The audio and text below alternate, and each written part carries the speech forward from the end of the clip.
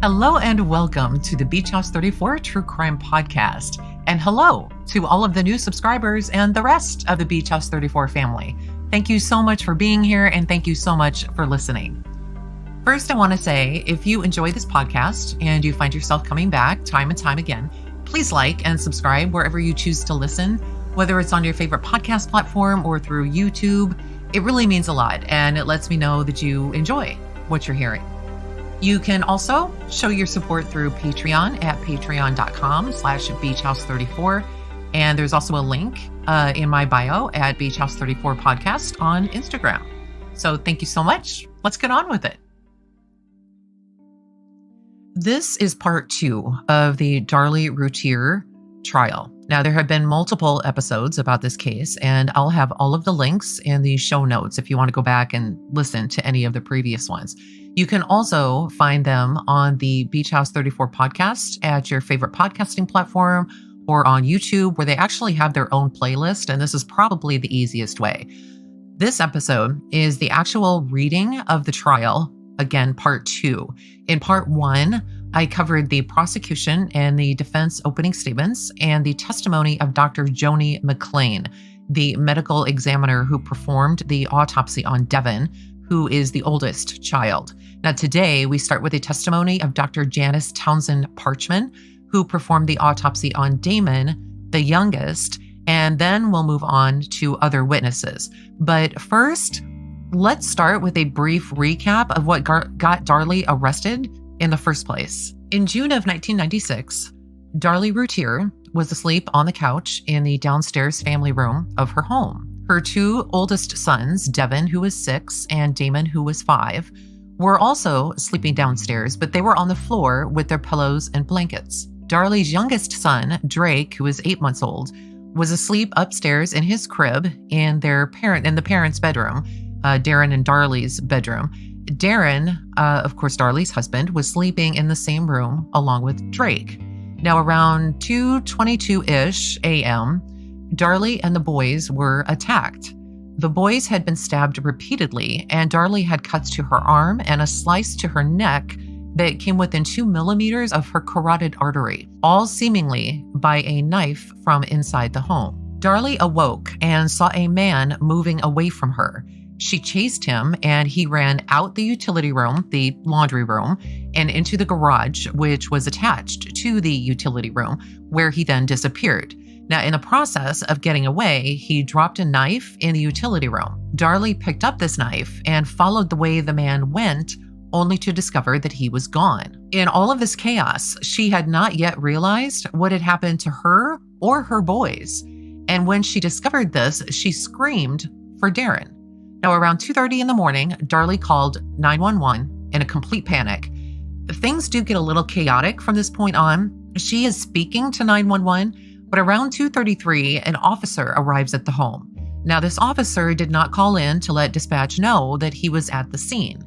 2 minutes after that, another officer arrives, and the dispatcher is telling Darlie to let the police in, but she's confused because one was already there. Even though Darlie told this first officer that there was an intruder, she told him the way that he went, the direction that he went, which rooms he went out of, he didn't pursue this intruder.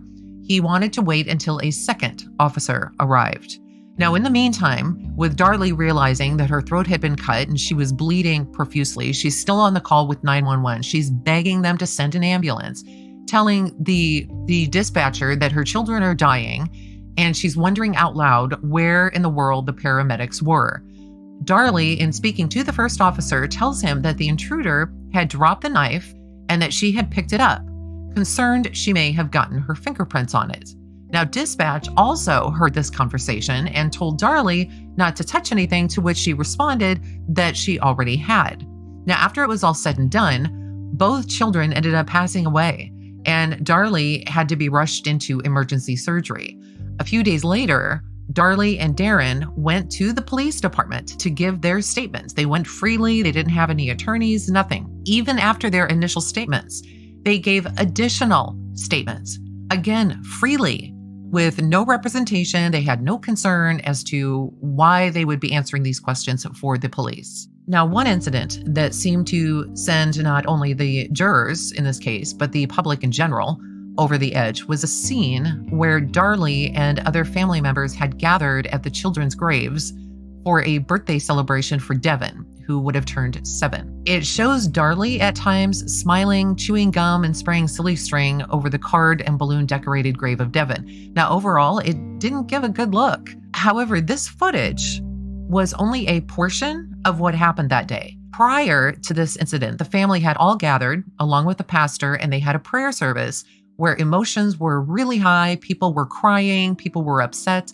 This footage, however, was never included either on television stations or even shown in court. Now, not long after, the police arrested Darlie for the murder of her 2 children. Bond hearings were held months later, and some fascinating information came from those hearings. Now, I'm not going to go over all of that because it's very lengthy, but all of the bond hearing, or at least the testimony regarding the hearing to hold Darlie without bond, were covered in a few episodes prior to this.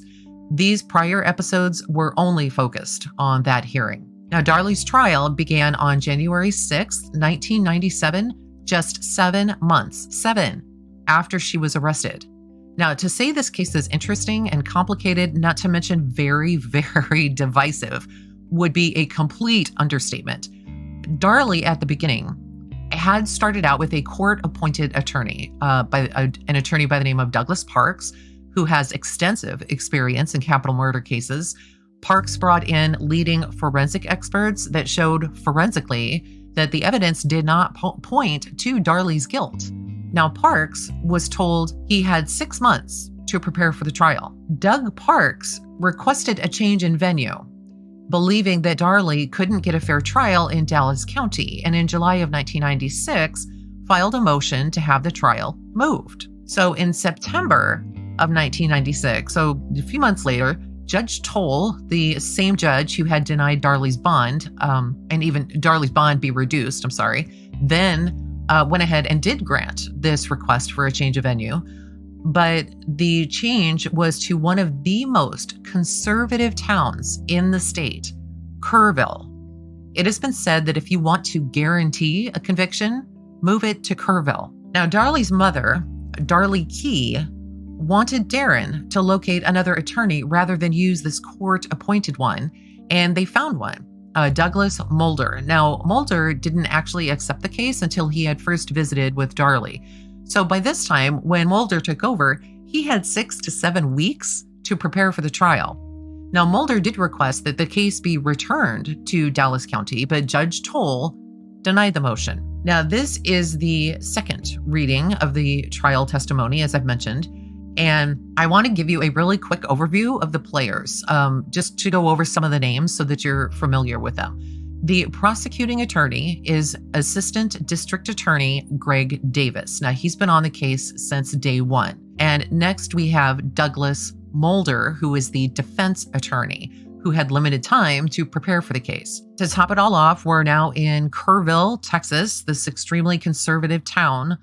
And with all of that, we begin with the second part of the trial, where we begin with the testimony of Dr. Janis Townsend-Parchman, who did the autopsy on the youngest child, Damon. So at this point, Dr. Janis Townsend-Parchman has been called to the stand, and she is now being the direct examination by Mr. Greg Davis, who is the prosecutor. Ma'am, would you please tell us your full name?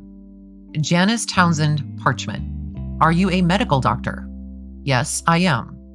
Would you please tell us how you're employed? I'm employed as a medical examiner by Dallas County. How long have you been a medical examiner for Dallas County?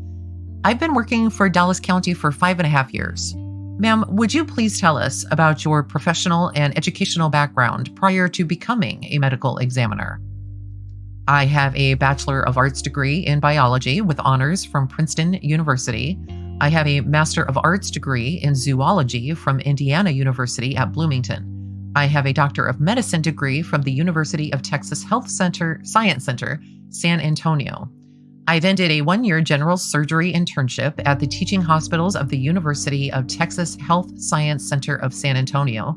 I then did the first year of a 4-year combined anatomic and clinical pathology residency program, also in the teaching hospitals at the University of Texas Health Science Center at San Antonio. I then transferred my pathology residency program to Methodist Medical Center of Dallas and completed it. I am licensed to practice in medicine in the state of Texas. I am certified by the American Board of Pathology in anatomic, clinical, and forensic pathology. I've done over 1,800 forensic autopsies. All right. The court then says, you may want to speak into that microphone, doctor. Okay. The witness then says, okay, is it on? Court says, it's on. Mr. Greg Davis then says, doctor, did you perform an autopsy on an individual identified to you as Darley Routier? Yes, I did. And was that assigned the case number of 1810-96? Yes, it was. As part of your autopsies, do you prepare a written autopsy report of your findings? Yes. Mr. Greg Davis, again, the prosecutor, then says, Your Honor, may I please approach? And the court then says, you may, whereupon the following item was marked for identification as State's Exhibit B3, 3A, and 3B, after which time the proceedings were resumed on the record in open court as follows. And Mr. Greg Davis then resumes his questioning. Dr. Townsend-Parchman, if you would, please look at State's Exhibit number 3 and tell me whether or not that is a true and correct copy of the autopsy report prepared in this case involving Darley Routier. Yes, it is. Okay. Doctor, at the time of the autopsy, was a record photograph taken of the victim? Yes. If you would, please look at what's been marked as State's Exhibit B, and I'll ask whether or not that photograph bears also the case number of 1810-96, the same number that appears on the autopsy report concerning Darley Routier. Yes, it does. All right. Your Honor, at this time, we will offer State's Exhibit number 3. We would offer State's Exhibit B for record purposes only. Mr. Douglas Mulder, the defense attorney, says no objection. The court then says, State's Exhibit 3 is admitted for all purposes. 3-B is admitted for record purposes only, not to be shown to the jury. Then Mr. Greg Davis continues his questioning. Doctor, do you have another copy of your autopsy report with you? Yes, I have the original. Okay, doctor, if you would you briefly tell us the procedures that you used to perform this autopsy on this child? Well, the standard procedure at our office for a homicide, since this is a homicide, the first thing that happens, the medical examiner reads the background information that's been compiled by one of our investigative agents. And then the autopsy actually begins. The first thing that happens is what we call an, quote, as is, unquote, photograph that's taken of the individual simply as they're received by our office. And after that, evidence is collected, whatever the appropriate evidence is for that case. The body is disrobed, and a brief inventory of any clothing or jewelry on or with the body is made at that time. Standard characteristics are noted about the body during the external examination, including length, weight, hair color, eye color, and so on and so forth, including any scars or identifying marks, and including any evidence of treatment at the hospital. Photographs are taken of the body, particularly noting any injuries, and of course, during our examination, the injuries are noted and described. And then when all of that is taken care of, the actual internal examination is made, with the characteristic incisions being made in the body. The body organs are examined while they're still in the body cavities, looking for evidence of natural disease and looking for evidence of injury. And samples of body fluids are taken at that time to be sent to our toxicology lab for analysis. Then the body organs are removed from the body cavities and they are again examined, both while intact and after incisions were made in them, looking for evidence of natural disease and evidence of any injury. A portion of each body organ is put into a preservative solution in case microscopic slides need to be made. Can you tell us how tall Darley Routier was?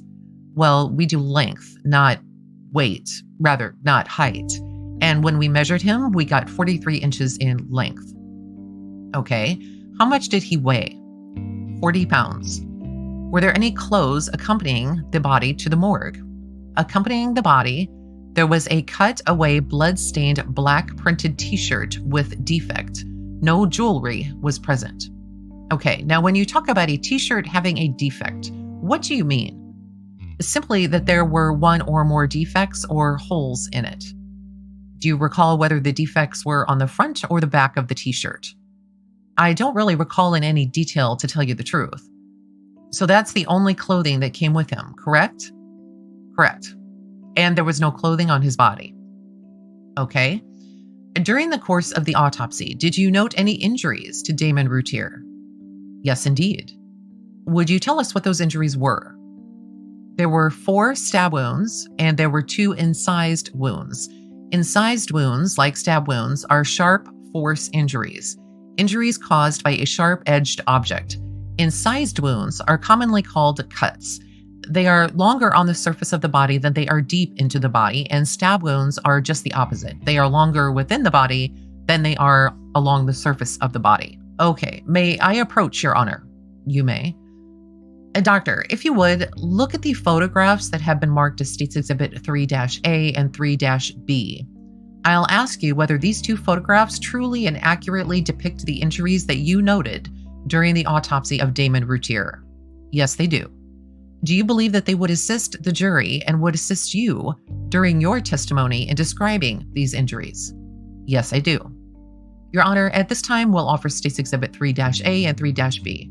Mr. Douglas Mulder then says we have no objection. The court then says State's Exhibit 3-A and 3-B are admitted. Doctor, can you still see the board? Yes, I can. Doctor, again, if we look at the injury that's marked with a black 1 first, can you tell us what type of injury this one is? That's one of the incised wounds or cuts. Okay. This is going to be more of a cut than a stab, correct? It's not a stab, it's a cut. Can you tell us about how deep injury number 1 was? Into the body? Yes. 1/8 inch going into the muscle. If we look at the wound that's marked with a black 2, what type of injury is that? That's another incised wound or cut. How deep was this wound number 2? It also goes into the muscle, and the depth was 3/4 inch. Now, if we turn to the 4 injuries that are marked with the white numbers, those are the stab wounds. Yes, they are. Looking first at stab wound number 1, can you tell us how deep was stab wound number 1? 1 3/4 inches. All right, and what organs were penetrated with stab wound number 1? It perforated, which means made a hole, in the left 8th rib, as well as the left 7th intercostal muscle, which is the muscle between the left 7th and 8th ribs, and it went into the left lung. Did this actually penetrate a rib then? Yes, it did. It went through a rib. Could you compare this child's ribs with an adult's ribs? Consistency, just, are they the same? Are they different? How would you compare those? They are different. They are narrower, and they are thinner, and they are softer. Okay. Would it take more force, less force, or just as much force to penetrate this child's rib as it would to penetrate one of my ribs or another adult's ribs? Less force. Stab wound number 2 here. Can you describe that for us? That one goes through the right 8th rib and also the right 7th intercostal muscle and goes into the right lung to a depth of 4 3/4 inches. Okay, how deep again? 4 3/8 inches. Okay, stab wound number 3. Can you describe that one for us? That one goes through the right 8th intercostal musculature. That's the muscle between the right 8th and 9th ribs, and it goes into the right lung with a maximum depth of penetration of 1 7/8 inches. Okay, finally, stab wound number 4. Would you describe that one for us? That goes through the right 11th intercostal musculature. It goes through the right lung, the diaphragm, and into the liver with a maximum depth of penetration of 3 inches. Now, on those wounds, were you able to determine whether or not these 4 stab wounds marked with a white 1, 2, 3, and 4, whether or not they were consistent with having been made by a single-edged knife? Yes. Okay. Were they? Yes, each of those, as well as the incised wounds, had one we call angle, more pointed portions of the wounds. And each one of those had a blunt angle and a squared off angle. And each one had a sharp angle, and that's consistent with a single-edged instrument. Okay. Did you note that same pattern on each one of the injuries? All 6. Okay. These injuries, would it be fair to say that they appear to be rather wide on this photograph? Yes. Okay. Can you describe how the skin may act after a stabbing to produce this sort of appearance at autopsy? Your skin has in it what doctors call lines of languor, which are lines of tension. And it's a matter of elastic or the elasticity of the skin. And unless a stab wound is absolutely parallel with the lines of languor, it's going to spread. It's just the nature of skin. If it's absolutely parallel with these lines of languor, along which the tension flows, then it won't spread because it's right there and the tension is going along with it. But if it's the least bit of like or crosswise, it's going to spread. Okay, in this case, did these wounds spread after the wounds were actually inflicted? Yes, on all of them. You talked about these being consistent with a single-edged knife. If I may, let me show you State's Exhibit number 67. Have you had an opportunity to look at this knife? Yes, I have. Okay, in fact, did you look at it yesterday? Yes, I did. Is this in fact a single-edged knife? Yes, it is. If we look at stab wounds 1, 2, 3, and 4, starting with stab wounds, the first incised wound, is there anything about stab wound number 1 that would eliminate State's Exhibit number 67 as the instrument that actually produced that wound? Is there anything that could exclude that? No. Is this wound number 1, the incised wound, is it consistent with having been made with State's Exhibit number 67? Yes. The incised wound number 2, is that consistent with having been produced with State's Exhibit number 67 again? Yes. Is there anything about this wound that would exclude it from having been made with State's Exhibit number 67? No. The same question for State's Exhibits 2, 3, and 4. Are they consistent with having been made with a single-edged knife, such as State's Exhibit 67? Yes, they are. They are consistent? Yes, they are. Is there anything about these wounds, 2, 3, and 4, that would exclude State's Exhibit number 67 as the weapon that produced those wounds? No, there isn't. Doctor, looking at these wounds at 1, 2, 3, and 4, do you have an opinion as to whether or not when they would have been produced with a stabbing motion, would blood have gushed out or spurted out of stab wounds 1, 2, 3, and 4? Gushed or spurted? No. Okay, do you believe that that would have occurred? Gushed or spurted? Yes. No. Okay, what type of bleeding would you expect to see from stab wounds 1, 2, 3, and 4? Ooze. Oozing? To a greater or lesser extent, it's actually impossible to predict how rapid an ooze. Okay. Why would you expect this to produce an oozing as opposed to a gushing or spurting? Because they all go into long, or in the case of number 4, and when I say all, I'm talking about the stab wounds. The incised wounds just go to the muscle, although muscle oozes too. But 1, 2, 3, and 4, all the stab wounds all go into the lung. None of them cut a major vessel. They cut actual lung tissue. And what lung tissue does is ooze. That's also what the liver does. And it's also what muscle does. Doctor, let me ask you, during the course of this autopsy, did you take hair samples from Damon Routier? Yes. Did you also take blood samples? Yes. Can you tell us what you did with the hair and blood samples taken? Did you keep them for your own analysis, or did you send them out to someone else there at Southwestern Institute of Forensic Sciences, for instance? What we routinely do is take all of the evidence we collect during autopsy up to the 3rd floor, which is where the Criminal Investigation Laboratory for Dallas County is. And we take the evidence to the evidence registrar and give it to that person who enters it into the computer and then gives it to the appropriate people in the Criminal Investigation Laboratory for the actual analysis. So are there other people out there who do hair examinations or do blood work, DNA, other folks? Yes. There are several subdivisions of the Criminal Investigation Laboratory, including people who do all of those things. Okay. Were footprints taken of Damon Routier? As I recall, yes. Let me check. Yes. Okay. Can you tell from your report whether or not fingerprints and palm prints were taken from Damon Routier? They were not. Okay. Can you tell us why that was not done in this case? Routinely on small children in this age group, we take fingerprints. We are largely taking footprints in this age group for possible identification purposes. And children this age have had, of course, the footprints taken at the hospital when they are born, but seldom have they had their fingerprints taken. Okay, doctor, in addition to the photographs that were taken, have you had a chance to view the videotape depicting the injuries sustained by Damon Routier? Yes. And does that videotape truly and accurately depict the injuries sustained by that child? Yes. Do you believe that it would assist the jury in understanding the nature of the wounds? Yes, I do. May I approach, Your Honor? The court then says you may. Mr. Davis then says, okay, doctor, let me show you what's been marked as State's Exhibit number 5. Is that, in fact, the videotape that you've had a chance to view that shows the injuries sustained by Damon Routier? I believe so. Okay. Your Honor, at this time, we'll offer State's Exhibit number 5. The court then asks, any objection? Mr. Mulder says no objection. The court then says State's Exhibit number 5 is admitted. Your Honor, may I publish it at this time? You may.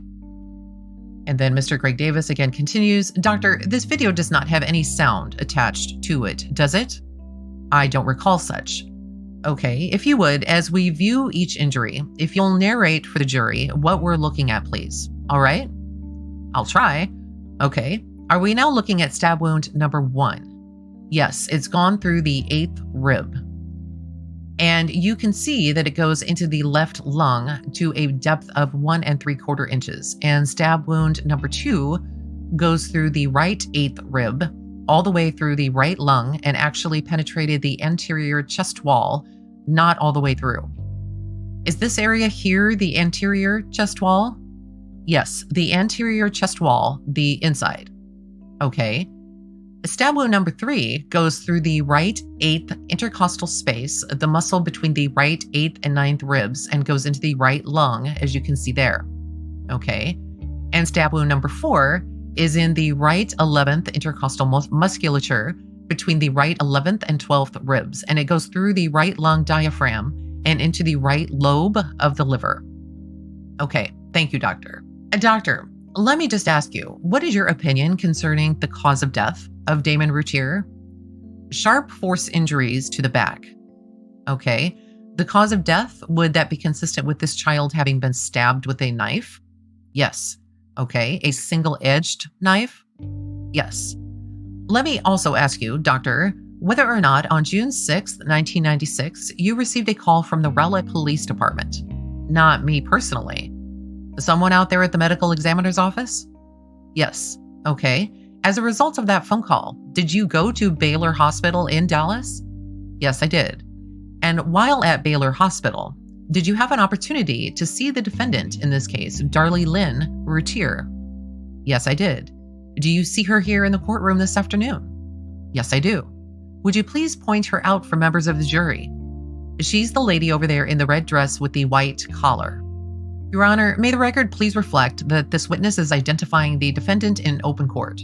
Yes, sir. Doctor, at the time you saw Darlie, where was she? She was in a hospital bed. Okay. And was anyone in the room when you were there with her? There were many people in the room, but you have to understand this was a large 4-bed room, 4 or 6-bed room. And although there were many people in the room, when I was actually looking at her injuries, there was no one in the immediate vicinity. Do you remember about what time it was on June the 6th that you saw her? It was late afternoon. Late afternoon, I think. Okay. Did you have an opportunity to observe the wounds that she had at that time? The wounds on her neck and right shoulder, the dressings were removed so that I could better look at them, but they were still completely covered by steri strips. The wounds in her right forearm, one of them was suture closed, the other one was open, and there was no dressing on those. So she had a wound to her left shoulder, is that right? Anterior left shoulder, yes. One to her neck area? Yes. And then another wound to her right arm, is that correct? 2 in the right forearm, one a little bit bigger than the other one. And you had an opportunity to see them. Is that correct? Yes.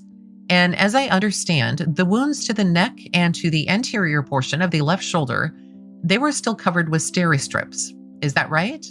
Yes. What is steri-strips? Steri-strips are long, thin, adhesive pieces of a somewhat translucent, partially see-throughable, but not really very see-throughable tape, which surgeons and other doctors will put across.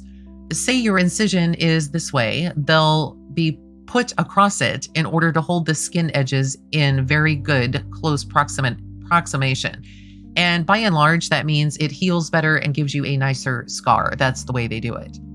Your Honor, we're going to ask that the defendant be asked to stand up and remove the scarf so that Dr. Townsend-Parchman can look at the injuries there on the neck to determine whether, so she can describe those injuries as they appeared on June 6, 1996. Mr. Mulder, the defense attorney, then says, "Excuse me, I don't think I'm going to have any objection to this, but I thought the doctor said that it was bandaged at the time and she couldn't see it." The witness says, "It was not bandaged. The gauze bandage, when it came in originally, there were gauze bandages over both of these, not on the arm. They removed the gauze bandages, but the actual injuries were completely covered with steri-strips." The court then says, "All right, if you will stand, please remove your scarf or whatever you may want to step up here." "Do you want to step down, doctor?" Mr. Greg Davis then says, "Yes, if you could step down here, doctor." The court then says, "She can just remain there if she wishes. That's far enough." Mr. Davis then says, "Doctor, if you could go over there to the defendant and just point to the areas of the injuries and describe what you see today and what you saw on June 6th, 1996, please." "Well, what I see today is a scar from here to here," witness is pointing on the defendant, "on the portion of the neck and the base of the neck that I can see, which is angled from her right superior to her left inferior. And it's a scar that looks about 6 months old. And it's in the same location as where I saw all the steri-strips going across her neck back in June." "Okay, how about the injury to the anterior portion of the shoulder? We can't see that one right now, can we?" "Okay, there's a scar right here, which is about an inch long? And again, that's in the same location that I saw steri-strips across her anterior left shoulder back in June." "Okay, how about the injury to her right arm?" "Okay, there's a scar here with stitch marks, which is appropriate for what I saw back in June that has healed. And there is also a little scar corresponding to the other defect that I saw back in June."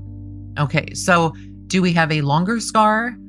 "We have a longer scar here with stitch marks, and we've got a shorter scar more on the dorsum of the forearm." "Okay, thank you, doctor. You can take your seat." "All right, you have indicated that you saw the injury to the neck, to the shoulder, and the 2 injuries to the right arm. Did you note any other injuries while you were examining Miss Routier?" "Back in June? Yes." "No." "Did she complain of other injuries that she wanted you to look at while you were with her on June the 6th, 1996? "No." "Okay. Any other injuries to her hands, to her legs, to her trunk, her face, any other injury whatsoever?" "No." "Okay. May I approach, Your Honor?" "You may indeed." "Judge, may we all approach?" This is Mr. Mulder, the defense attorney, and then the court says yes. Mr. Mulder then says, "We're going to object to displaying anything before the jury until it's been properly identified and authenticated and the chain of evidence has been proven, and it's been admitted into evidence. I tell you, he can do all that. We have no objection to it, but we want to see him do it first. That's the only proper thing to do. He knows the rules." The court then says, "Well, I think that's what he's getting ready to do." Mr. Mulder then says, "He's not going to put it in through her." The court then says, "Well, if he is, let's see if it's going to be offered." Mr. Greg Davis, again the prosecutor, says, "Well, Judge, I am not going to bring it through this witness at this time." Mr. Mulder then says, "Well, then we object until the evidence is admitted into evidence." The court then says, "I understand. Anything, Mr. Davis?" "No, sir. If that's I'll hold this back, and I will bring the witness back from Dallas if necessary, and we'll do it at that time, Your Honor." "All right." Mr. Greg Davis then says, "All right, let me just ask you, doctor, did you see any injuries to Miss Routier that morning or that afternoon of June the 6th of 1996 that would have corresponded to 3 defects in a t-shirt that she was wearing During the attack on June 6th, 1996, any injuries to this portion of her shoulder up here? No. Any stab wounds up here? No. Any scratches up in this area of her body? I didn't see anything on her right shoulder. Did she complain to you of any injuries to this portion of her body then? No. Okay. Now with regards to the injuries to her neck and to her shoulder, how would you describe the severity of those wounds that you saw? They are relatively superficial. And by that, what do you mean? Well, they didn't go very deep into her body and they didn't strike any vital structure. Do you have an opinion as to whether or not the injuries to Miss Routier's right arm, her left shoulder, and her neck could have been self-inflicted?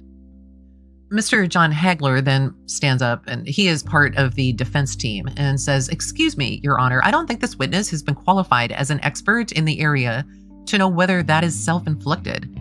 We don't question her qualifications as a medical examiner, but not this line of questioning." The court then says, "Overruled. Go ahead and answer if you know it."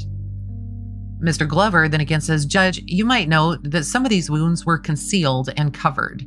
The doctor didn't even see them at that time. To make a determination like that was something concealed." The court then says, "Thank you very much. Overruled. Go ahead." The witness then says, "It is possible they were." Mr. Greg Davis then asks, "Okay, is it possible that someone else did it?" "Yes, it's possible someone else did it. But it's possible from their location that she could have done it also." Mr. Mulder then says, "Object to the leading." The witness then says, "Yes, it's possible." The court then says, "Overruled. Go ahead." The witness again says, "It's possible." Mr. Greg Davis says, "How long were you with Miss Routier that afternoon?" "Oh, possibly 10 minutes." "Did you have any lengthy conversations with her?" "No." If we could go back to the injuries sustained by Damon Routier. The court then says, "Can all the members of the jury see that? If you can't, speak up."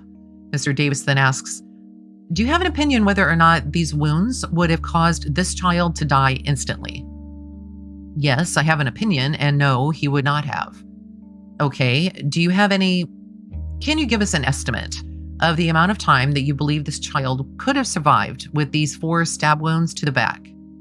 "Minutes." "Okay, doctor, I would like for you to assume for a moment that this child had received all 4 of these stab wounds at one time. Okay? Do you have an opinion whether or not this child could have remained mobile and could have moved on his own, say 10 to 15 feet?" "Yes."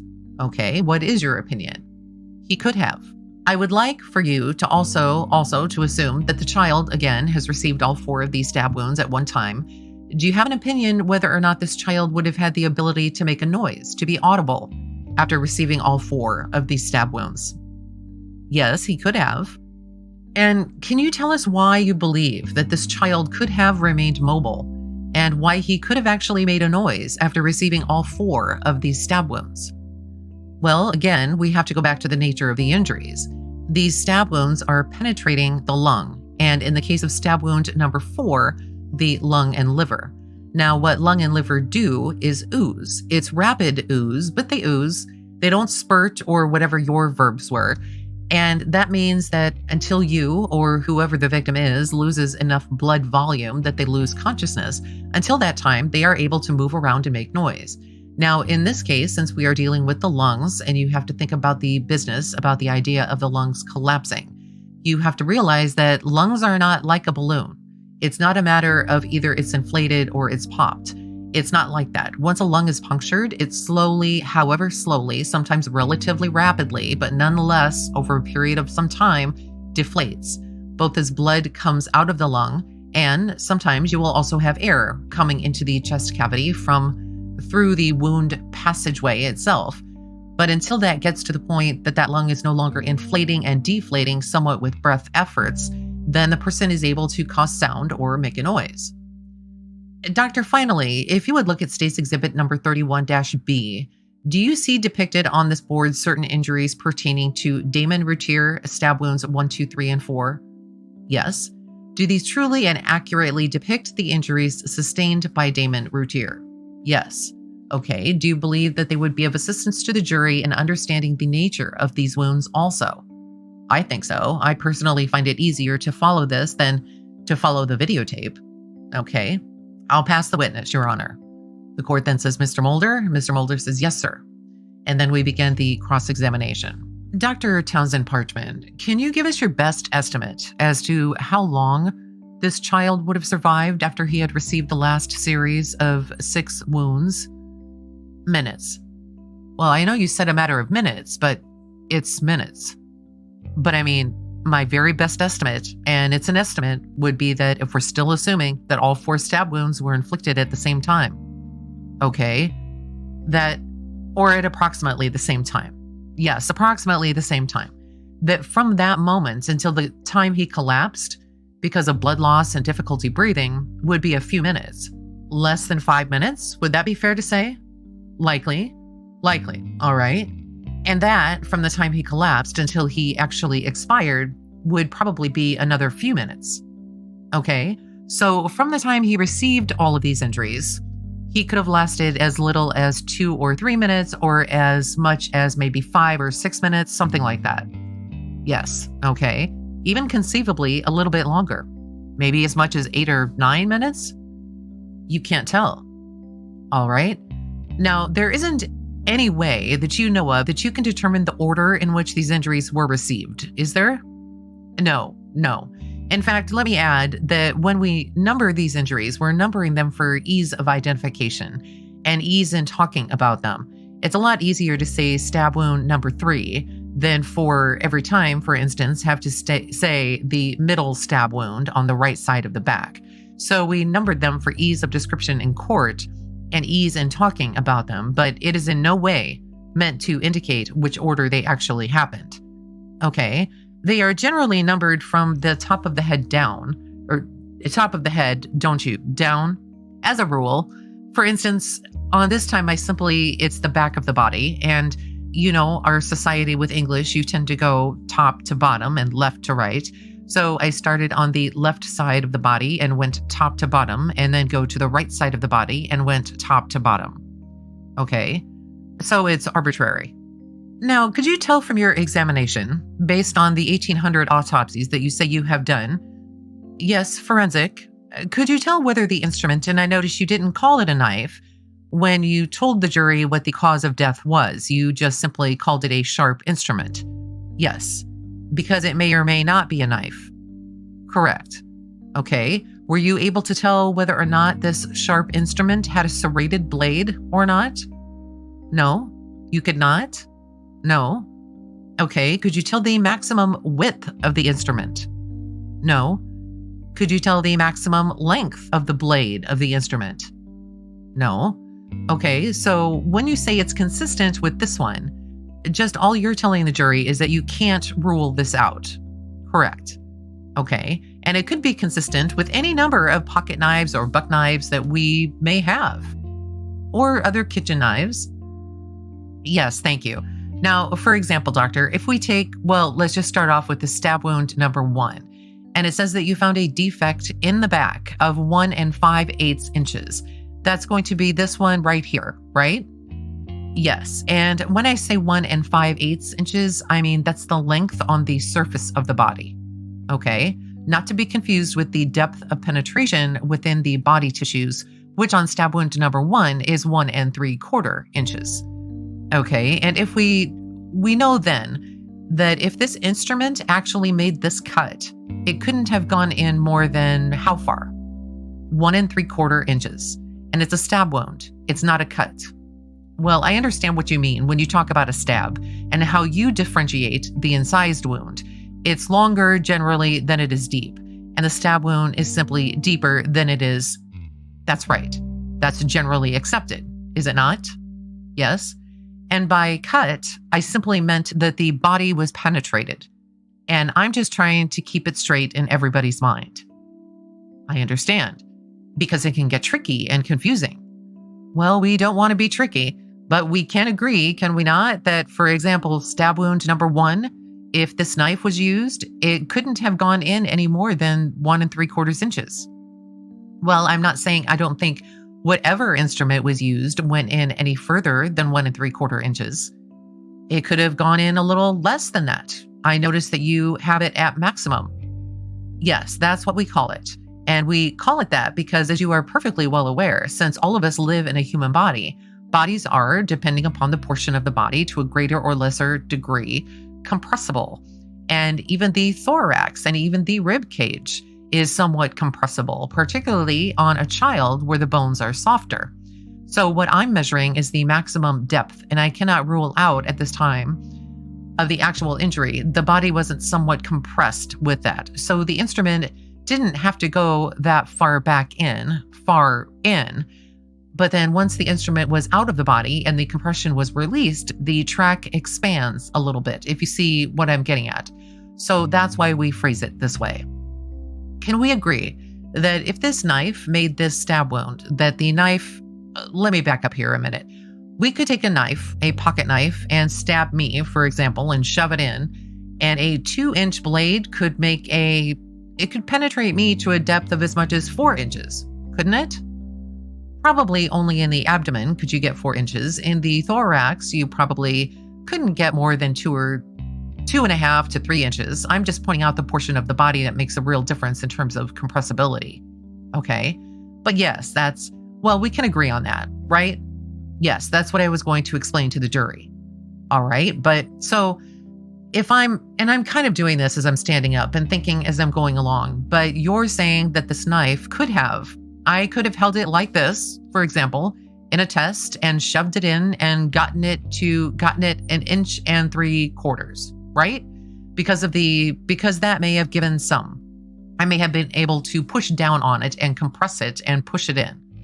Well, again, the factor of almost 2, you're probably pushing your luck, but the general idea that the portion of the blade actually used could be less than the wound track left because of the compressibility of the body is accurate. Okay. Are you saying that oftentimes in stab wounds, the individual moves or the individual doing the stabbing moves, and that can enlarge the stab wound itself? Well, you can have 2 things happen. Let me start out with what perhaps it certainly is the simplest idea of stab wounds.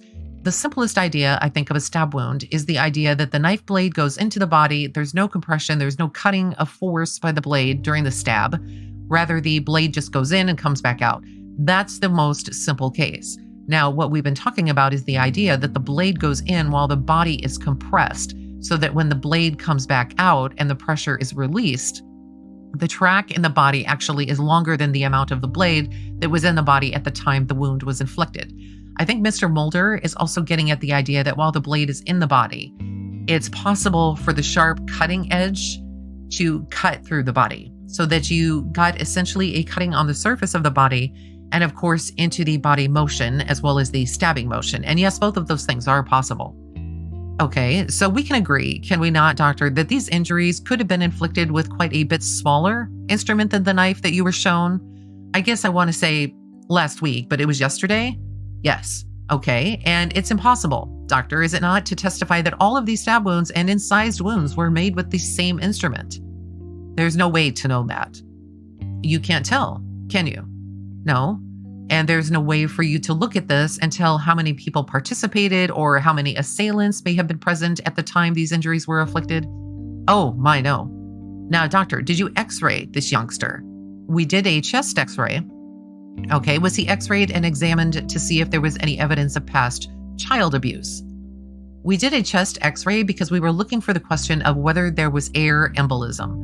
But I think what you're getting at perhaps is the idea of, did we do total body x-rays, including the long bone survey? And I can't tell you for sure, but I have no memory of that. You don't know why one would be x-rayed and the other one not? If the other youngster was x-rayed, in all probability, this one was too?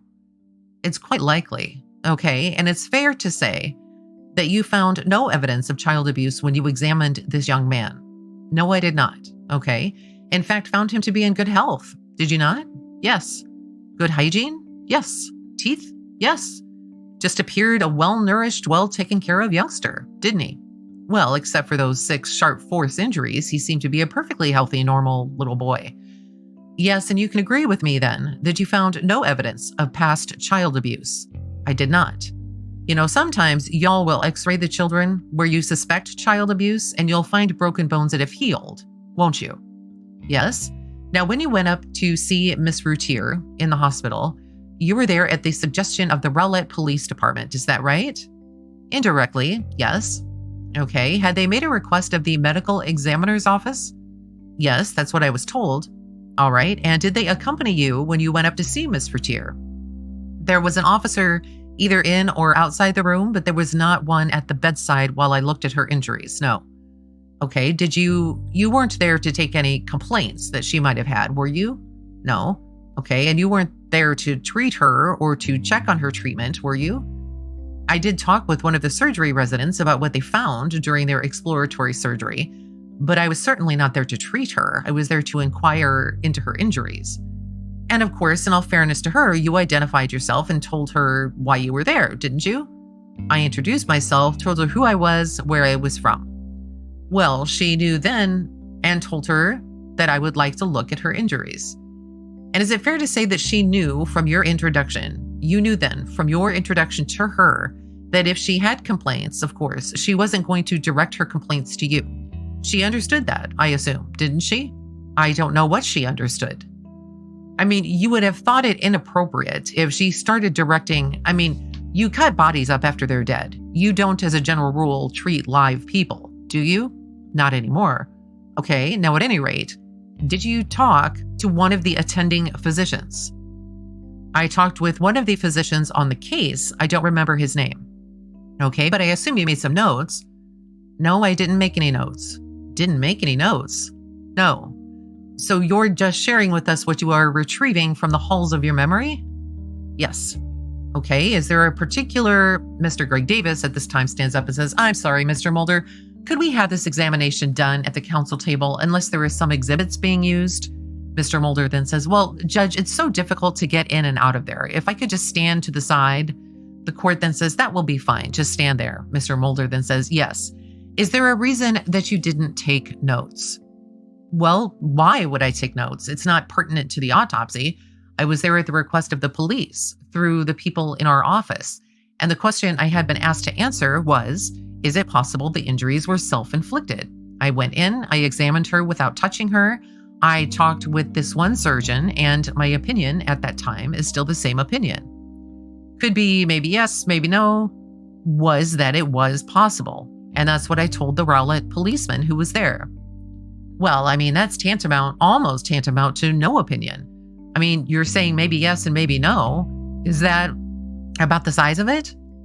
That is what I can conclude from the information I have available. Did you take any photographs of her? I did not. Were photographs taken while you were present? Yes. Have you had a chance to review those? Not recently. And again, did you introduce yourself to the doctor that you visited with? I don't recall. Okay, but you didn't get his name? No, I don't recall. Was it a male doctor? It was a male doctor. Okay. Did you ask him about the injuries that she had received to her right forearm? I just asked about her injuries. Okay. And did he tell you that she had the two, what do you characteristically call those injuries to the area of the arm? Well, if they were on this young man, and he had the injuries that you've described and observed from Miss Routier, would you not characterize those in your autopsy protocol as defensive wounds? They could be construed as such. Could be construed as defensive wounds, couldn't they? They could be. Yes. And did the physician who was there, that you, whose name you can't recall, did he tell you that the one wound did more than just penetrate the skin? He said the larger wound on her right forearm went to the bone. Went to the bone. Yes. That's as far as it could go, I guess, isn't it? Well, if you examine that portion of your right forearm, you're virtually over bone. Well, didn't you? I'm just saying you don't have to go very far in terms of portions of an inch. Yes, to get to the bone. I understand. But he told you it went in an inch to the bone. Did he not? I don't recall that. You don't recall that? No. Okay. All right. Would you tell the jury what a defensive wound is, please? It's not uncommon in a case where the victim has sustained sharp force injuries and where the victim has put up a resistance during a struggle for the victim to sustain sharp force injuries on the hands and the forearms. And those, I believe, is what Mr. Mulder is referring to as defensive wounds. Okay, have you had a chance to review a statement that you had made on another occasion? Have you had a chance to review your testimony? You mean during the bond denial hearing? Yes. Yes, you have? Yes. Okay, let me ask you. If you were asked about how deep the wound on the right forearm was, and you answered, quote, "The surgeon I talked to said that it went through and hit the bone. But if you look at that portion of your forearm, you realize that the bone is less than an inch away," unquote. Did you respond in that fashion? That sounds right. Okay, so it's approximately an inch that penetrated to get to the bone, isn't it? Well, less than an inch. All right, but it's on the high side, is it not? It's closer to an inch than it is to a half of an inch. And that's why you use that reference. Is that not fair to say? Not necessarily. And remember, I wasn't there during the surgery, and I certainly wasn't able to measure the depth of penetration. Well, and of course, he may have said an inch and a half since you didn't write it down. You simply were calling on your memory and your knowledge of anatomy. Well, with knowledge of anatomy, it would be difficult to get more than an inch. Okay, it's not just a little nick. That is can you estimate about the length of that defect on the surface of her body? Yes. Well, the thing to do is measure it. Okay, well, there's no reason to estimate. Okay, how large do you recall it being? I don't. You don't remember? No, I don't. Okay, you do recall it being, the court then says, "Please do not lean on the bench." Mr. Mulder says, "Judge, I'm sorry." Court says, "Thank you very much." Mr. Mulder says, "You bet." The court said, don't do it again or you'll be sitting back down." And Mr. Mulder says, "Yes, sir." He then continues his questioning. "Yes, would you say that it's an excess of an inch and a half? You wouldn't quarrel with that?" "I would measure it." "Well, do you want to step over here and measure it?" "Well, you can. I'm perfectly happy to have you report to me whatever it happens to measure." "Well, I measure it nearly an inch and 3/4, or right at an inch and 3/4. Okay. Okay. And there were 2 wounds that could be characterized as defensive wounds then. There was another much smaller one. Okay. And did you know how deep that was? I could see it went into the dermis. Okay. Which is the deep portion of the skin. Okay. All right. The skin on one's forearm is probably less than an 1/8 of an inch thick. Okay, doctor, you said that with respect to whether or not these are self-inflicted or not self-inflicted, you can't say either way, basically. Is that correct? It could be either.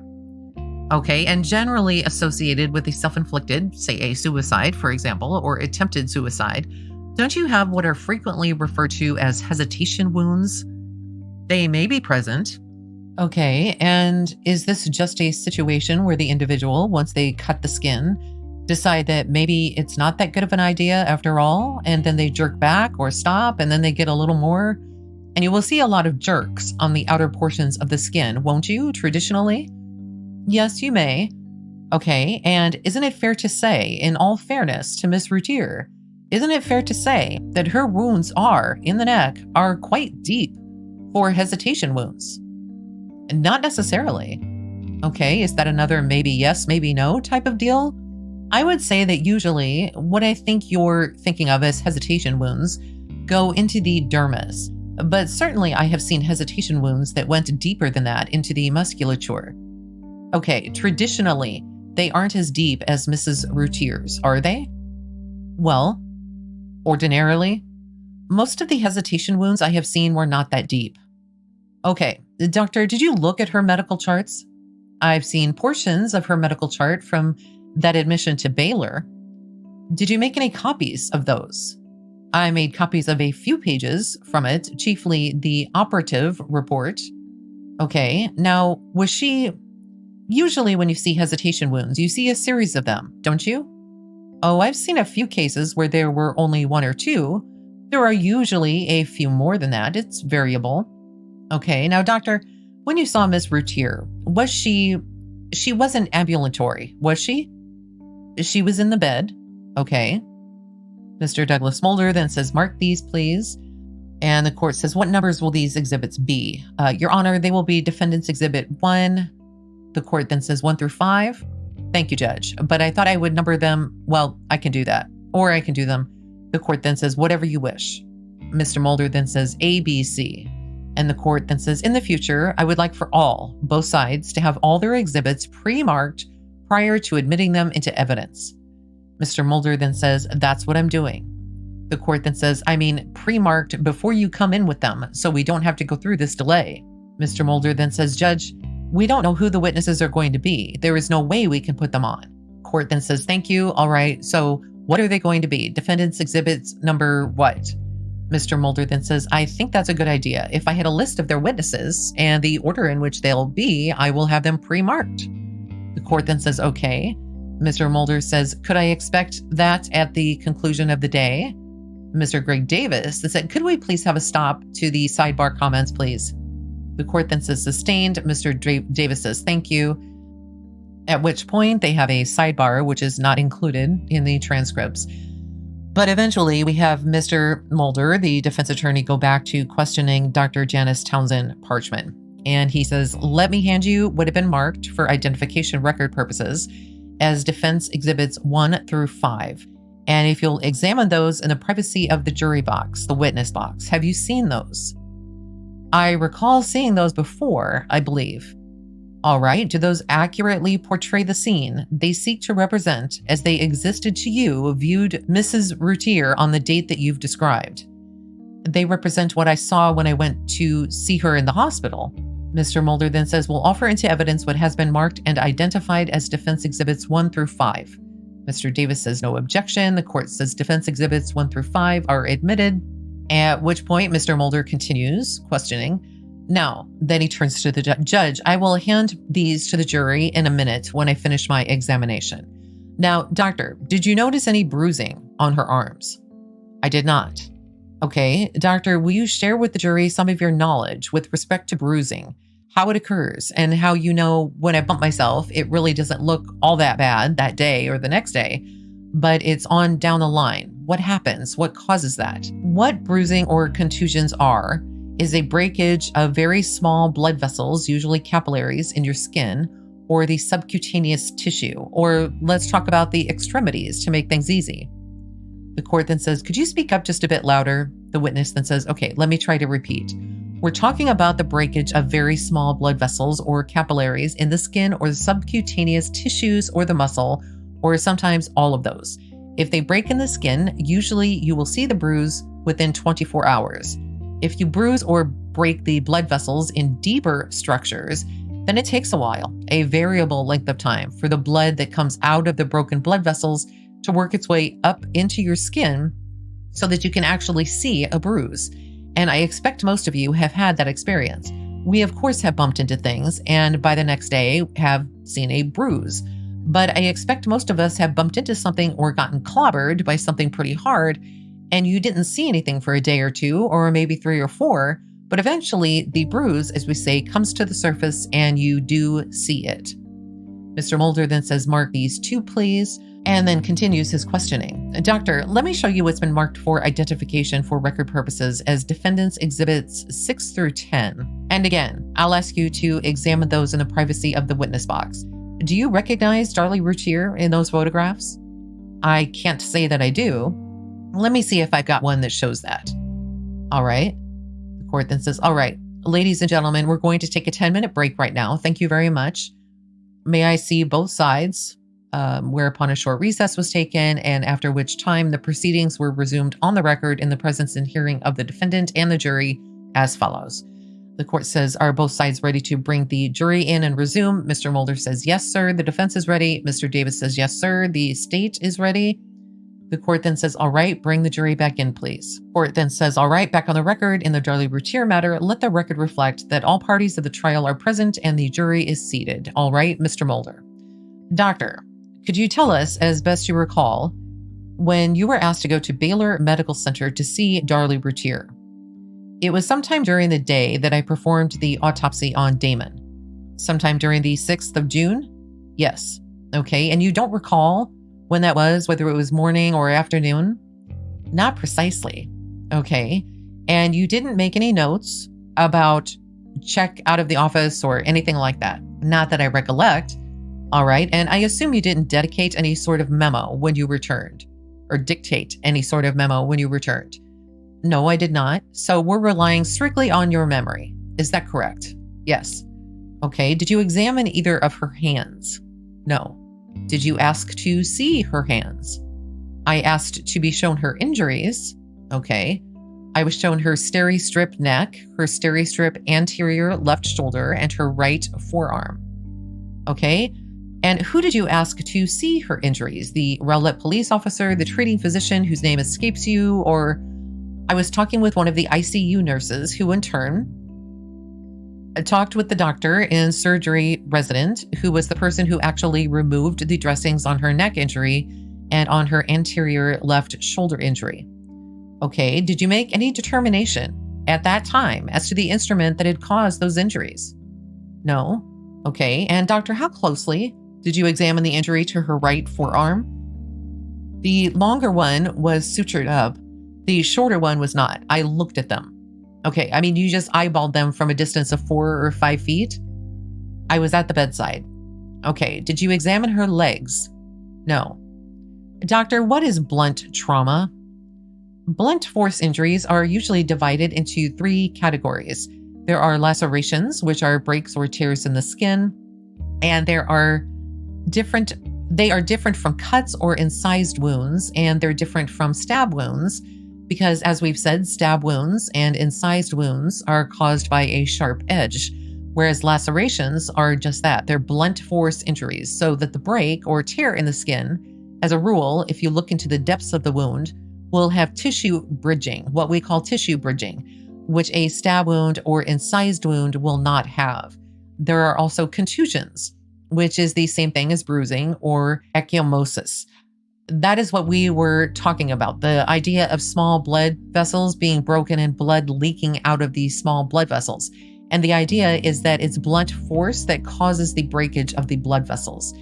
And you also have the third variety of blunt force injuries, which is abrasions. Abrasions are scrapes or scratches. Okay, doctor, where were you prior to coming to the medical examiner's office in Dallas? I was working in Denton at Ford's lab. Okay, and what were you doing there? I was a pathologist. Okay, do they have a medical examiner in Denton County? No, they do not. How long were you there at Ford's lab? About 6 months. Do you have an independent recollection as to how long you were there at Baylor Medical Center with Miss Routier on the 6th of June, 1996? As I've already mentioned, I was with her approximately perhaps 10 minutes.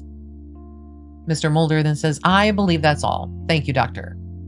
And then Mr. Greg Davis gets up for his redirect examination. And doctor, I just have a couple of questions for you.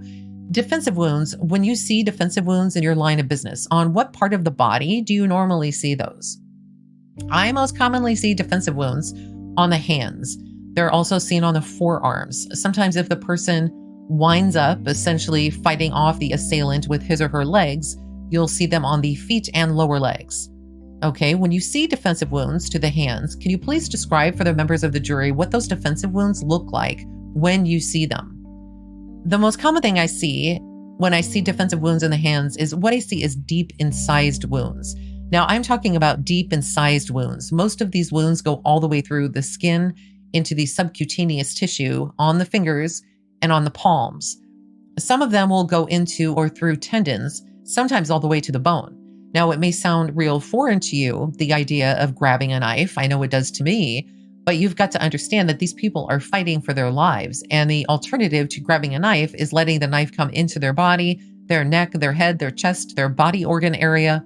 So when push comes to shove, people will grab a knife and get these deep cuts on their hands. And that's what I most commonly see in the way of defensive wounds. Okay, and so does it go through the skin then? Almost all of them go into the deep dermis or through the skin into the subcutaneous tissue. What is subcutaneous tissue? It's actually fat. I don't know if you've ever seen a cut or a laceration all the way through the skin, but what you've got underneath your skin is a layer of fat, which is yellow. It's fat. And then what you've got underneath that is the muscle tissue. Okay. Now, when you looked at Darley Routier on June 6, 1996, did you see any wounds to her hands that looked like what you've just been talking about? Mr. Mulder then stands up and says, excuse me, Judge. She's already answered that. She said she didn't examine her hands. She didn't see her hands. Overruled. She can answer it if she knows. Go ahead. The witness then says, I didn't see any injuries to her hands. I didn't look at her hands. Mr. Mulder then says, and that's why, if you don't look at the hands, Mr. Greg Davis says, I'm going to object to his comments. The court then says, sustained. Let's both sides sit down, ask the questions. I'll rule on the objections and no sidebar. Is that clear, Mr. Mulder? Yes, sir. The court says, thank you. Mr. Greg Davis then says, now, you've also mentioned hesitation wounds. Now, how deep do hesitation wounds normally go? I would say most of the hesitation wounds I have seen go into the dermis. The dermis being the deep white part of the skin. You know, on the very surface, you've got a thin layer of epidermis, which is where the pigment is. And then you've got the deeper part of the skin, which is the dermis. And once you cut into the dermis on everybody is absolutely pure white. And then under that, you've got the yellow subcutaneous fat. And normally, what do hesitation wounds look like? Well, I would say if you've got more than one, they will often crisscross and go into the dermis. Okay, may I see defense exhibits 1 through 5, please? Mr. Mulder says, sure. Mr. Greg Davis says, may I approach your honor? Court, you may indeed. Mr. Greg Davis, doctor, if you would, looking at defense exhibit number 5, how many wounds to the right forearm do you see there? I see 2. Okay, do I have my finger on the longer one that's been sutured? Yes, you do. Okay. And is there a second wound to the right arm? Yes, there is. It's up there. Okay, above the first one? Yes. Can you tell us how deep this wound was? It was open and it went into the dermis. Is it fair to say it's much shorter? Yes. Can you tell whether or not that's a hesitation wound or not?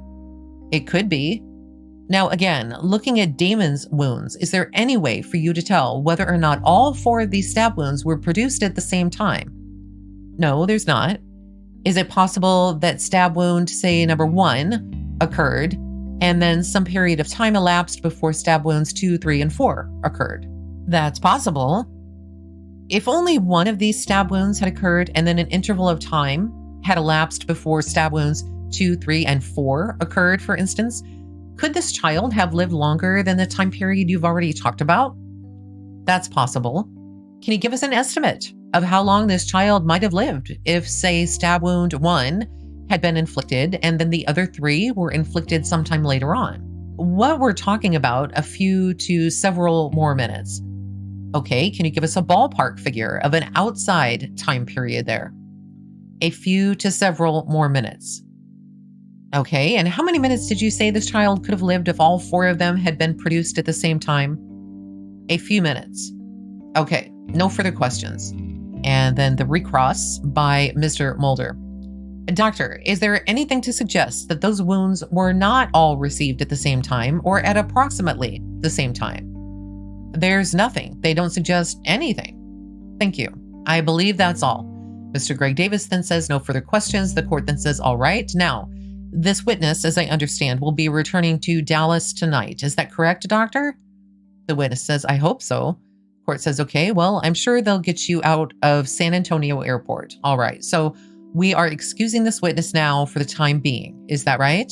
Mr. Greg Davis says that's what we would ask, along with Dr. McLean, also subject to recall. The court then says, subject to recall. Mr. Mulder says, we wouldn't have any quarrel with that. The court then says, all right, thank you very much for coming, doctor. All right, next witness.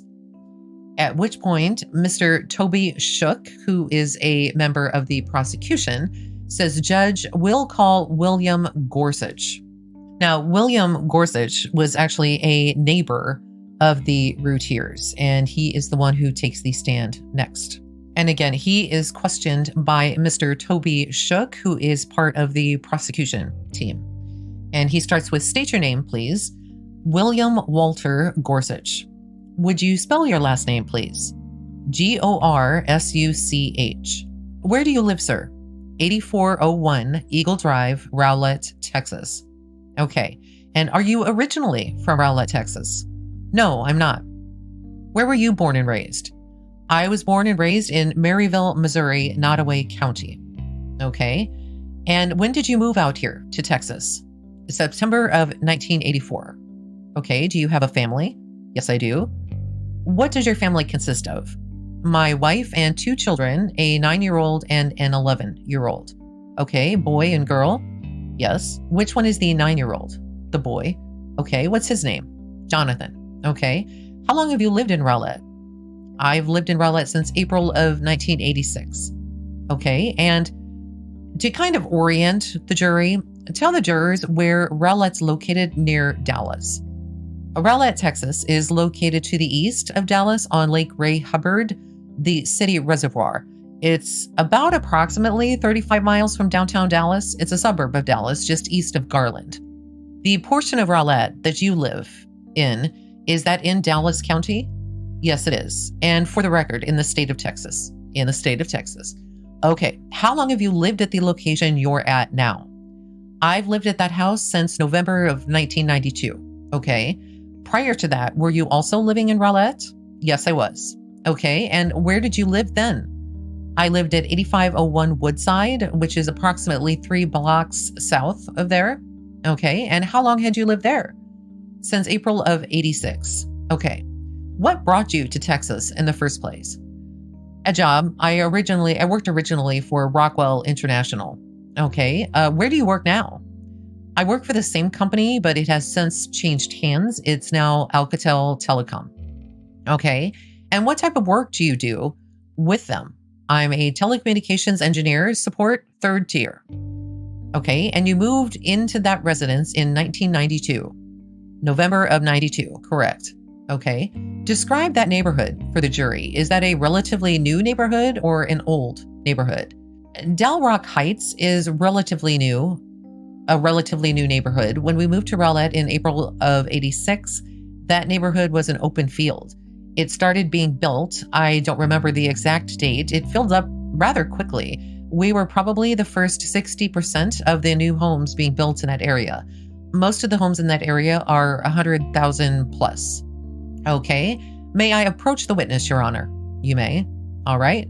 Whoever has a beeper on, turn it off. Let me show you what's been marked as State's Exhibit 6B. Do you recognize this as being a map of Rowlett? Yes, I do. Okay. Is this how Rowlett appears in the Dallas area and a greater close-up of the area in that area that you live in Rowlett? Yes, sir. Okay. We'll offer State's Exhibit 6-B. Mr. Mulder says no objection. Mr. Shook says, okay, we'll offer 6-A and 6-B. Mr. Mulder says we don't have any objection to either one of them. The court then says State's Exhibit 6-A and 6-B are admitted. Mr. Shook then says, could I have the witness step down for a moment, Judge? And court says you may, and whereupon the witness stepped down from the witness stand and approached the jury rail, and the proceedings were resumed as follows. Mr. Gorsuch, let me get you to step back so that all of the jurors can see, but let me hold the exhibit up. And if you could just first, on the lower portion of the exhibit, point out where Dallas is and where Rowlett is located in relation to Dallas. This is the Dallas area. Rowlett is a little bit northeast of Dallas. The upper map shows a closer view of Rowlett, and Rowlett is basically dissected in the center with Del Rock Road, which this is Rockwall County, and this is Dallas County. Eagle Drive is located in this area right here where the red dot is. And 5801 Eagle Drive, is that a neighbor's residence? It is a neighbor's residence. The court then says, Mr. Shook, could you move back just a little bit so the defense can get a good view too, please? Thank you. The witness then says, 5801 address, even though my address is 8401 Eagle Drive, comes up directly north and then turns directly west. The numbering system changes as it turns to go back south. The north-south street is a lowered number system than what my address is. And are you familiar with how big the city of Rowlett is? Yes. Is it a big or small city? It's fairly large. It's approximately 35,000. When we moved there in 1986, it was only 6. All right. If you could take your seat up there, whereupon the witness resumed the witness stand and proceedings were resumed. The neighborhood that you live in now, you've lived there since 1992. Is that right? That's correct. And previous to that, you lived about 3 blocks away? Correct. Okay. Describe the particular neighborhood to the jury. What is it like? It's a fairly upscale neighborhood, as it's been described before. The neighborhood is mostly family-oriented, lots of small children, and kind of a bedroom community, so to speak. most of Rowlett is a bedroom community. I mean, most people go to work between 7 to 8 o'clock in the morning and return home between 5 and 6 o'clock at night. Rowlett's pretty much deserted during the day. Do the Rowlett police, do they have a high profile presence in your neighborhood? Very. Okay, what areas do they patrol around your home? Any specific areas? They don't really have any. The police are in the area quite often. As according to the map there, Rowlett is kind of split by the lake, by Lake Ray Hubbard. So there's a part of Rowlett that's kind of by itself. It's almost a peninsula. The police are out in that area quite often because it's hard to get there. There's only really 2 roads that you can get to that side of Rowlett. So the police have kind of stations that they sit at in that area. So is it unusual to see police officers coming down your street at all times during the day or night? No. Okay. What about in the evening? As far as traffic down your street, is there a lot of traffic in your street?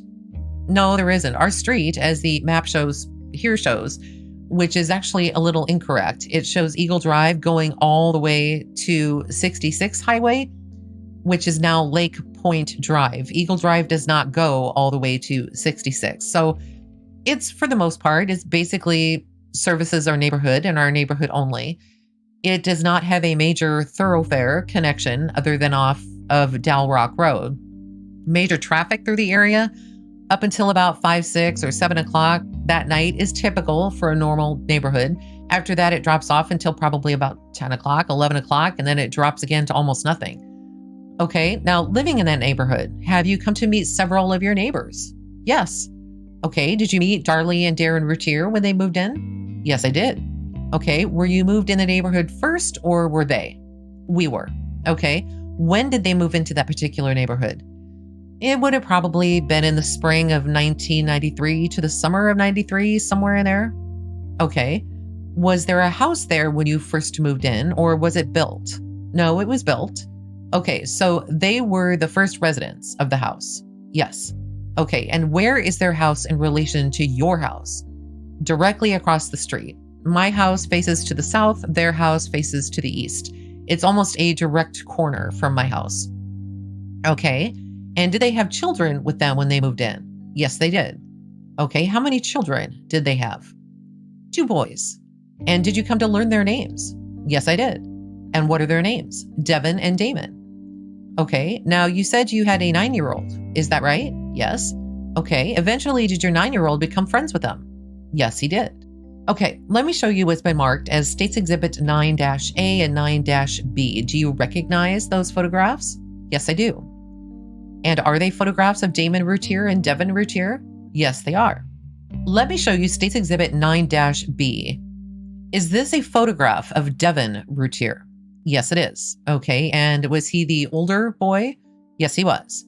Okay, and do you know how old he was? When? I don't understand the question exactly. When? Okay, let's go back to the summer of this year, June of 1996. Do you know how old he was at that time? 6, I believe. Okay, was he younger than your boy? Yes. How old was your boy back in June of 96? 8. Okay, then States Exhibit 9-A, is this a photograph of Damon Routier? Yes, it is. Was he the youngest boy between Devin and Damon? Yes, he was. And how old was he back in June of 96? I believe he was 2 years younger, approximately. Okay, since your boy became friends with them, did you see them a lot? Yes, I did. Okay, did they play together a lot? Yes. Okay, and where did they play? The Routiers' home, my home, yards, backyards, front yards. Boys play about anywhere. Okay, did you get to know Devin and Damon pretty well? Yes. Okay, how often did they play with your boy, Jonathan? We lead kind of a hectic life with soccer and school and scouts and everything. It was nothing uncommon to play 2 or 3 times a week and on the weekends when available. Okay, if your boy was around, were they usually out playing with each other? That or one of the other neighborhood kids, and he would join in, yes. Okay, so you've had them in your home and your boy went over to the Routiers' home. Yes. The Routiers themselves, did you know them very well? Not very well, no, I knew them by sight. Okay, let me ask you, do you see Darley Routier in the courtroom today? Yes, I do. Okay, if you could point her out, please. The 4th chair from the left. The woman here in the dress seated at the table? Yes. Your Honor, if the record could reflect that the witness has identified the defendant. Yes, sir. And did you meet her husband, Darren, after they had moved in? Yes, I actually met him before they moved in. Okay, now you weren't close friends with either of the adult Routiers, is that right? No. How many conversations have you had with the defendant, Darley Routier? One, possibly. Okay, how about Darren Routier? How many conversations have you had with him? 4, possibly. Okay, were these at either one of your homes, inside the homes, or where did these take place? Basically in front of the homes, different places, beside the homes, in front of the homes, in the street. Okay, but you weren't close friends with them, is that right? No. Okay, were they closer friends with other neighbors that are in the neighborhood other than yourself? Yes. Okay. Mr. Shook then says, may I approach the witness? And the court says, you may, and then he brings up some exhibits. I want to show you a couple of aerial photographs. One marked State's Exhibit 8, the other marked State's Exhibit 7. Do you recognize both of these photographs as being aerial photographs of your neighborhood? Yes, they are Dalrock Heights. Okay, and do they accurately reflect how your neighborhood looked, how the streets were situated back in June of '96? Yes, they do. Your Honor, can I have the witness step down for a moment? You may. Step down, please, sir. What's your step? Now, Mr. Gorsuch, let me turn this display around and get on the other side. Looking at State's Exhibit 7, we're looking at kind of an aerial photograph. The court then says, Mr. Shook, do you need a pointer or anything? Okay, go ahead. Mr. Shook then says, of the entire neighborhood. What do you call it? The Dalrock Heights area. The Dalrock Heights area. Is this what this reflects? Yes, it is. Okay, the street labeled Dalrock. Could you describe that for us? Dalrock Road is basically a road that runs between Highway 66, a little point north of Highway 66, which is about another quarter of a mile beyond what the picture encompasses here. It runs all the way to I-30, which is approximately 2.5 miles south. Okay, and how far is Highway 66 in relation to this photograph? About a quarter of a mile beyond. It's probably in relation to the picture in the scale is somewhere in this area. Okay, it's east-west. Dalrock Road is north-south. It's also the Dallas-Rockwall county line. Okay, Eagle Drive is located right along here. Is that right? Correct. Until the corner. Then it turns around this way. Okay, it is still named Eagle Drive once it comes down this way. Yes, it is. All right, and I think I'll give you the pointer. And if you could point, first of all, where your house is located on this exhibit. My house is located right here at this corner, facing north-south. Okay, and there's a marker on there, 5801 Eagle. Whose home is that? That's the Routiers. Okay, so you're directly across the street. Yes. And where does Eagle Drive eventually wind up over here as you go down? It would probably wind up in a dead end, approximately over here at a street that goes back south only to Highgate. Okay, and then continues back through another older division. Okay, so you were talking about earlier, you don't get a lot of traffic coming down Eagle during the evening hours. No. Okay, but in this general area, the Rowlett police are usually out making patrols all the time during the day. Making patrols, or you'll see them sitting also. Okay, and do they sit in this area? Just kind of sit and watch traffic go by or whatever? Yes, they do. The Lake Point Baptist Church at that time, there is another part of the parking lot up in this area that has a sign that sits in the middle of the driveway. A lot of times they'll just sit in one of those 4 driveways and they'll just sit there and watch traffic go up and down Dalrock. Okay, let me show you State's Exhibit 8. We're looking at a little more close-up of the neighborhood, 5801. Is this the Routiers' home? Yes, it is. Okay, can you, first of all, let's point out your house again. Can we see it in the photograph? 8401, right here. Okay, and do you know the other neighbors close to you? Directly east of me, this would be Terry and Karen Neal. Okay, there's an elderly couple that lives here. I don't know their names. There's an Oriental family that lives here. I do not know their name. There's a house that's not on this picture. It's on the larger one in this area, and that would be the Adams. Okay. Now, you're not close personal friends of the Routiers, is that right? That's correct. Just across the street neighbors? Yes. Are there other neighbors here that are closer friends with them? Yes. Okay, who would that be? The Neals? The Neals right here. And the Adams, which is not on this picture, they would be located in this area. Okay, do you know the Adamses? Is that their last name? Mercedes and Mike, I believe. Okay, real quickly, can we see their house in this photograph? It would be this one here. Okay, so it's just a couple houses down also. Yes, okay, all right. As far as the boys playing, can you, your child, where did he play with the Routiers? Again, behind my house, which is located back here in front of the houses, the Neal's yard, their yard, behind the house, beside the house, kind of anywhere in this area is fair game. Okay, you can have a seat. All right. Now, Mr. Gorsuch, let me turn your attention to the morning hours of June the 6th, 1996, and ask you if you had to go into work that evening. Yes, I did. Okay. Actually, I guess let me turn your attention to June the 5th, the day before that. Did you go into work those late evening hours? Yes, I did. I went into work at approximately 10 o'clock. Okay. And do you recall what day of the week that was?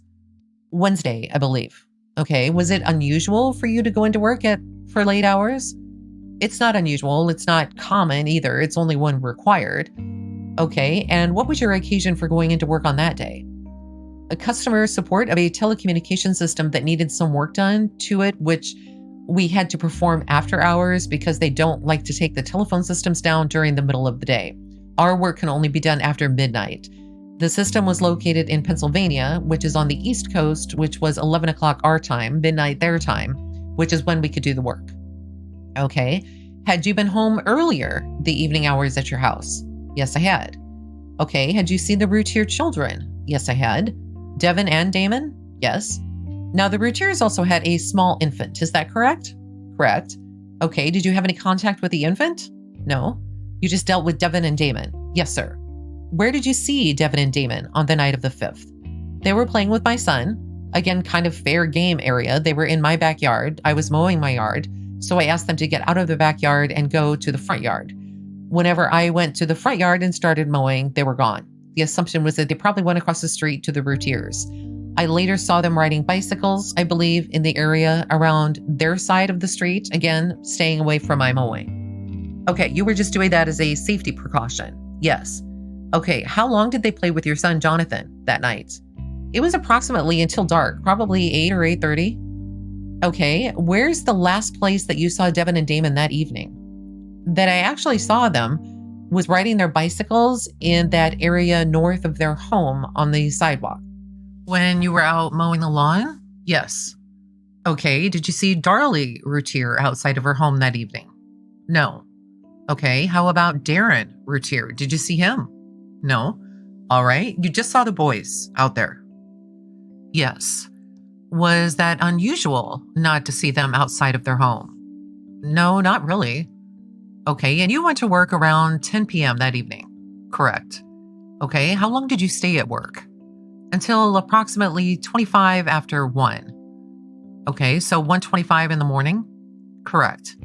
And did you leave work at that time? Yes, I did. Prior to leaving work, did you make any phone calls? Yes, I did. Who did you call? I called my wife to let her know that I was on my way home. Anytime I work late in the night, I always call my wife and let her know I'm on my way home. She knows approximately how long it takes me to drive home, so it's safe for me to enter the house, so to speak. Do you own a handgun? Yes, I do. And she knows how to use it? Yes, she does. Okay. You want to let her know you're on the way home? Correct. Okay. How long did it take you to get home that day, that early morning of June 6th? In the early morning hours, driving from my workplace in Richardson to Rowlett is only about a 20 or 25 minute drive. Okay, anything unusual happened to you on the way home? No. Okay, what route did you take to get home? How did you get into the neighborhood there? How I get into the neighborhood is come down Dalrock, which actually connects the future 190.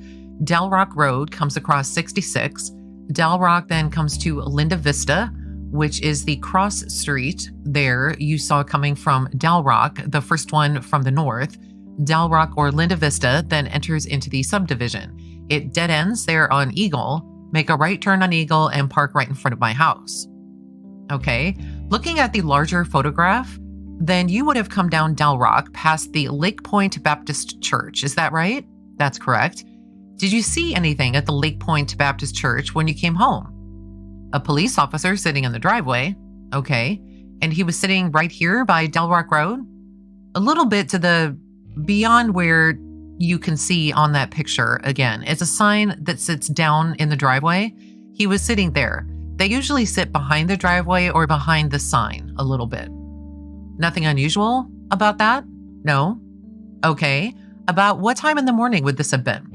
This would have probably been a quarter to 2 or to 10 till 2. Okay, 1:45 to 1:50 a.m.? Correct. Okay, then you just turn down, is it Linda Vista? Linda Vista Drive. Then make a turn and come down Eagle? Correct. And parked right there in front of your house? Correct. Right there beside that blue van that's there now. Is that where you always park? Yes, it is. Okay. And looking at the larger photograph, it would be next to this blue van. Is that right? Yes. And then just go up the walkway and in the house. How many cars were out here in this little turnaround, this cul-de-sac that evening? Other than my 2 vehicles, they were the only ones in that cul-de-sac. Okay. And what kind of vehicle were you driving? An 85 red Nissan pickup. Okay. And there were no other cars in this area. Is that right? Correct. Where were your vehicles parked?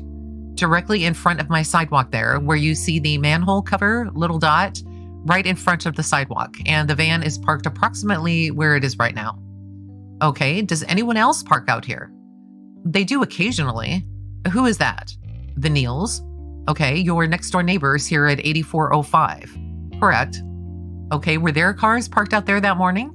No. Okay, any cars parked out front 5802? No. How about this side of the street, the right side of the photograph? Did you see any vehicles parked out there? No. Okay, now once you parked and got out of your car, what did you do? That being that time of morning, it was fairly warm that night, fairly muggy. I stood around and kind of looked at the stars, looked around at the sky. I like looking at the stars, the moon, the sky, whatever may be out that night, probably 3 or 4 minutes. Okay. Also, going into the house that time of morning, the house is locked. So I kind of check the neighborhood, look around a little bit and make sure that somebody is not going to follow me into the house, follow me up to the house. I'm fairly good size, but that doesn't prevent some people. I looked around, didn't see anything unusual or anything after I had looked at my stars and whatever and went into the house. Where were you standing when you were just kind of standing out, relaxing and looking up at the stars and looking around the neighborhood? Probably right beside my pickup or right in front of it. Okay, so just right out here in the street. No, to the left and forward. Okay, up here by the curb? Correct. Okay, did you take a look down both ends of Eagle that night? Yes, I did. Okay, this was your practice to do this to make sure to see if there was anyone around? Correct. Okay, could you see the Routiers' home? Yes. Okay, do you recall if it was lit up at that time or not? No, I do not recall. There's a fountain that you can see there in the picture, just to the left of their sidewalk. This fountain here? Yes. Okay. It has 3 floodlights that are on the fountain, which illuminates the front of the home and most of the area around it pretty well. There's also a street light over on the corner on our side of the street. Here? To the right of the van. Okay. You can see the pole barely there. Okay. I did not notice any lights out of the ordinary or unusual. No. So the floodlights were on, but that was the usual. Is that right? Correct. Overall, would you describe this corner of the neighborhood as pretty well lit? Yes. Okay. You got a street light here by your house. The Routier home has their floodlights. Are there any other street lights along there? There's another street light down west on Eagle, just to the left, I believe, of 8313 would be the next house. I think there's a street light there at that corner. Okay. There's another one down this way at the stop sign on the east. Okay, just down there? Yes. Okay, now as far as any vehicles that are parked out there, there's only your 2 vehicles that are in front of your house. Correct. And nothing in front of your 2 neighbors here. Is that right? That's correct. Anything along this side of the street at all? Not that side of the street, no. What about in front of the Routier's home? Did you see any vehicles? Their Pathfinder. Okay.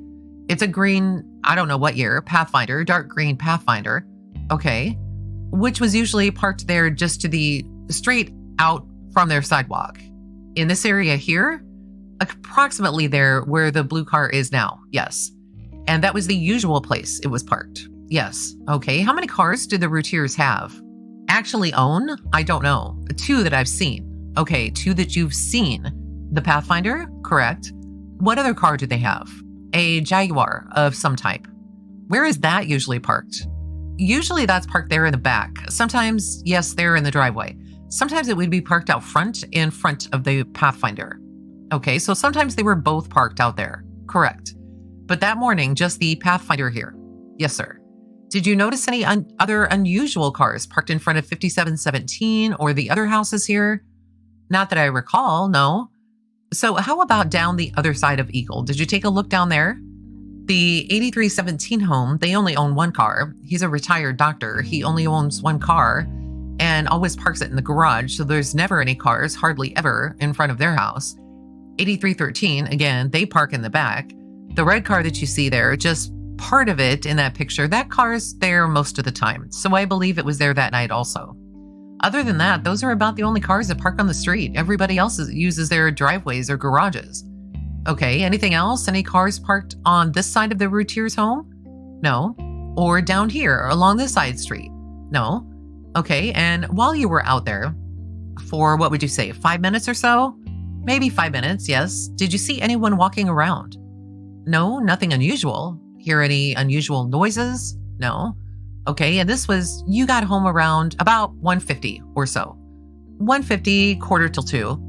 Okay, then you got into the house, I take it. Yes, okay. I guess you safely made it in the house with your wife knowing you were coming home. Correct. Okay, and where was your wife located? In the bedroom upstairs. Okay, where is your bedroom located at the house? In the picture there, you see the sidewalk going up to the house. There are 2 windows to the left of that sidewalk. That's the first floor. The second floor is cut off. Right here? Yes, the master bedroom is located above those 2 windows. Okay, so your windows, do they face the Routier's home? Yes, they do. Okay. And do you recall how long it took you to get upstairs and into your bedroom? I came in, locked the door, turned on the alarm system, checked the other windows and doors downstairs, got a drink, put my things up for the night, and went upstairs. It was probably in the neighborhood of 10 to 15 minutes. Okay. You have an alarm system there in your house? Yes, I do. Who installed that? I did. Okay. You turned that on? Yes. Okay. Is that your usual practice? Yes, it is. And you also secured the rest of the downstairs? Yes. Okay. So give us your best estimate as to when you got upstairs into the bedroom. Estimate of time, probably sometime 5 after 2 to 10 after 2. Okay. And does it take you long to get into bed? No. Okay. Now, Mr. Gorsuch, was your windows up or down that evening? It was a warm evening, and my wife and I do not care for air conditioning very much, so we have our windows open most of the time. They were open that evening, yes. Okay, so it's not unusual for you to not run the air conditioner in the evening. No. And it wasn't running that night? No. Okay. Window was open? Yes. Okay. Do you have any problem hearing noises with the window open there? No. Okay. The design of the area, the houses are kind of an arc as well as with the wind. There's usually a pretty good wind that comes directly up the streets. It's usually very quiet at that time of morning, so noises are not a problem. No. Okay, and then did you try to go to sleep? Yes, I did. About what time would it have been then when you tried to go to sleep? Again, probably 10 after, 15 after 2, somewhere in that vicinity. Okay. And were you able to go to sleep? Yes. Okay. Now, did something wake you up soon after that? Yes. Okay. What time was that you were awakened? The first time that I was awoken, I really don't know. I did not look at the clock. It didn't break my sleep completely. I felt something, a noise of some kind that did wake me. What noise? Do you know? I do not know. A loud noise of some type. Again, it's if you hear something in the dark or the night, you hear it only once and you're asleep or trying to go to sleep, it's hard to tell what the noise was. All you know is that it was a noise. Okay. I don't know what time it was. It was sometime after I tried to go to sleep or after I did go to sleep, and it woke me.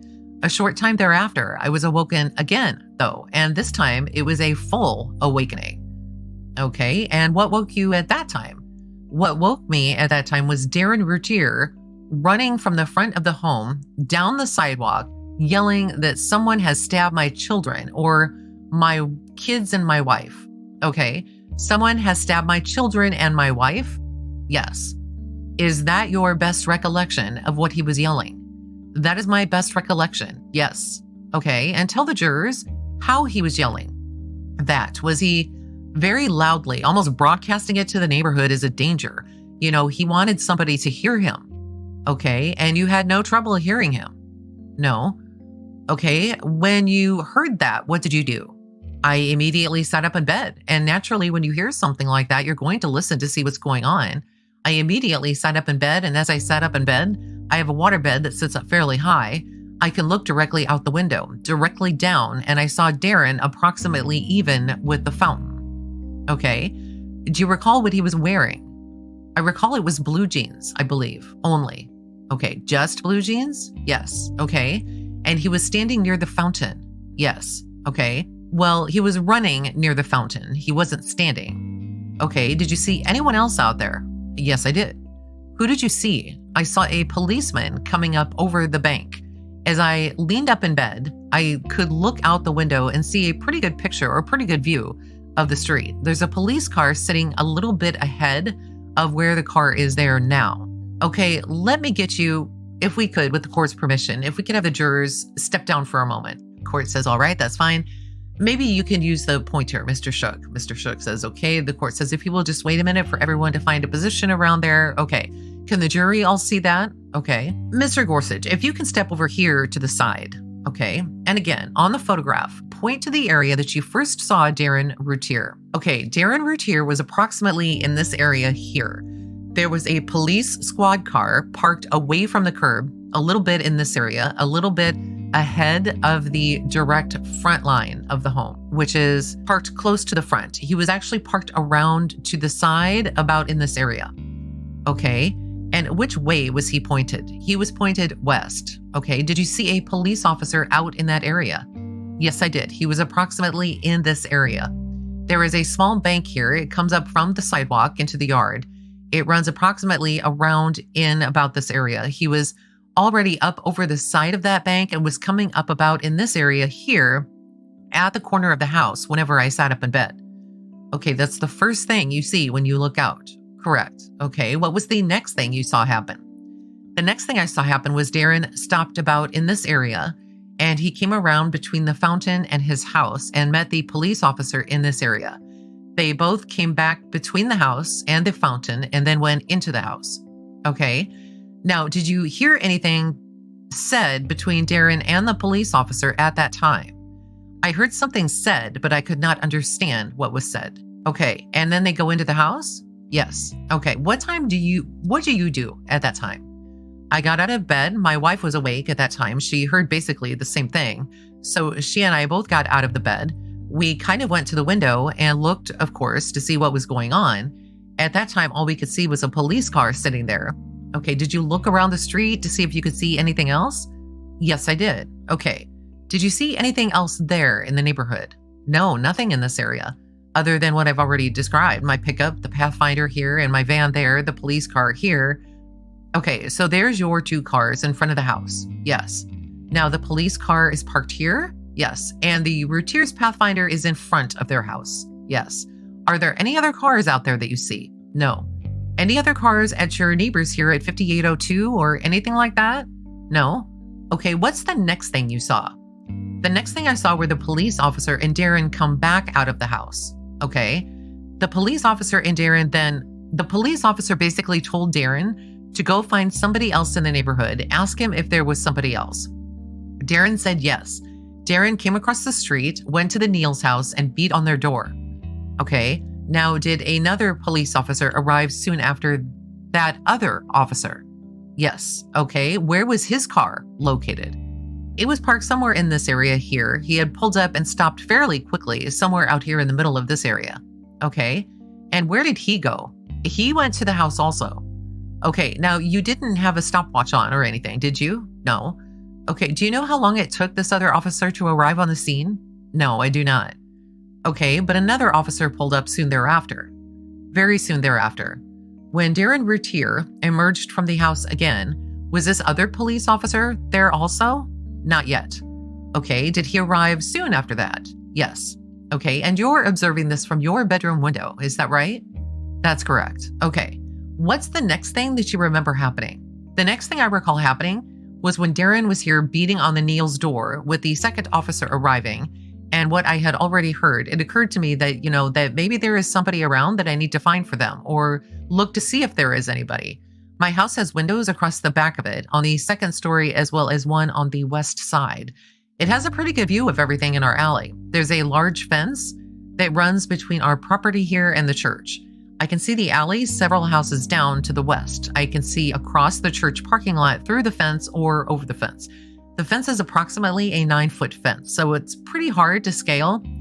I can also see the alley going this way for probably about down to the corner here. I immediately went and looked out that. After I didn't see anybody there, I went back to my bedroom, picked up my pistol, and went downstairs. Okay, and again, were you timing that, how long it took to look out the windows, that sort of thing? No. Okay. When you last heard and looked, Darren was next door beating on the door. Is that right? That's correct. And you said the Neils live there. The Neils live there, Terry and Karen. That's Terry and Karen Neil? Yes. And those are close friends of the Routiers in the neighborhood. In my opinion, yes. Okay. You went outside your home. Is that right? That's correct. After I went downstairs, I turned off the alarm system and came out the front door. I have 2 large cut pillars here with an archway above my door. And I stood approximately here to this of the door beside the pillar. Okay, once you got outside the house, had some more cars arrived on the scene? Yes. Okay, what cars were those? There were some more police officers and an ambulance. There's an ambulance approximately right here. Okay. There was another ambulance that came and parked in this area with the police car behind it. The ambulance was just in front of the Pathfinder. The police car was back in this area. They were starting to be more and more cars. There's also a MCU fire truck that came and parked in this area. There were fire response vehicles, ambulances, and police cars. How many and where exactly? It's hard to keep track. Okay. From the time this ambulance arrived, before this ambulance arrived here, though, there was a car that came into this area. It was a dark colored car, older model, Cutlass, I believe is what it was.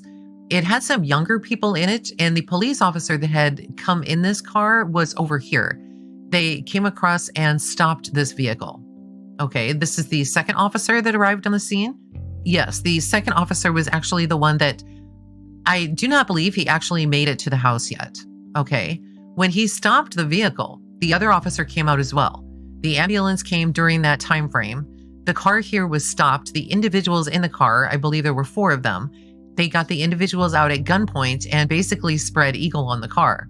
Okay, so this other car you saw, was that the first car that you saw moving that was not a police vehicle or an ambulance or a fire truck? Yes. Okay. And were you downstairs when you observed this car come by the house? Yes. The police officers immediately stopped that? Yes. And take people out by gunpoint? Yes. Okay. Did you see them do anything to the car at that time? They searched the car, interior, as well as trunk. While they had the people out of the car, they questioned the people. It looked like they were looking at licenses, IDs, things like that. Did they also search those individuals? Yes, they did. Okay. Did they let those people go on their way? Yes, they did, after a period of time. Okay, and you're observing this all from your porch, I take it. Yes. Okay, where was Darren Routier at this time? And Darren was coming back across the street. Before, or it was right after actually, this car was stopped. He was still over here with Terry and Karen. Terry came out of the house first with Darren and came back across the street. Karen came out afterwards. Okay, it took Terry evidently a while to get up and out of bed once he was awakened. Yes, he was the first out though. Yes. Okay. Had the paramedics gone into the house at that time? Yes. As Terry and Darren were coming across the street, the paramedics again did arrive and they were coming into the house at that time. Yes. Okay. What's the next thing that you observed? The next thing I observed was once Terry and Darren came across the street, they came up to the front of the house. There was another officer that had arrived at that time also. He was there in front of the house also. He was watching this that was going on here. He was here. Darren and Terry came across the street. Karen came out shortly thereafter, I think before Terry and Darren even entered the home. Karen came out and came across the street also. They waited and the three of them entered the home. Okay, and how long were Terry and Karen in that home? I'm not real sure. It was a short period of time. Okay, again, you didn't have a stopwatch on it. No, but it was a short period of time. Yes. And did they leave with anyone at that time? Did you see anyone leave when they left that house?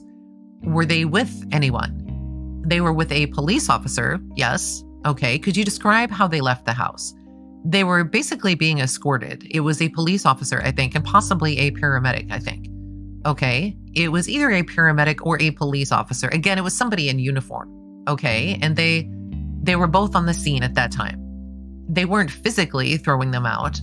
No, they were helping them almost. Okay. It was more of a help escort than a forcible escort.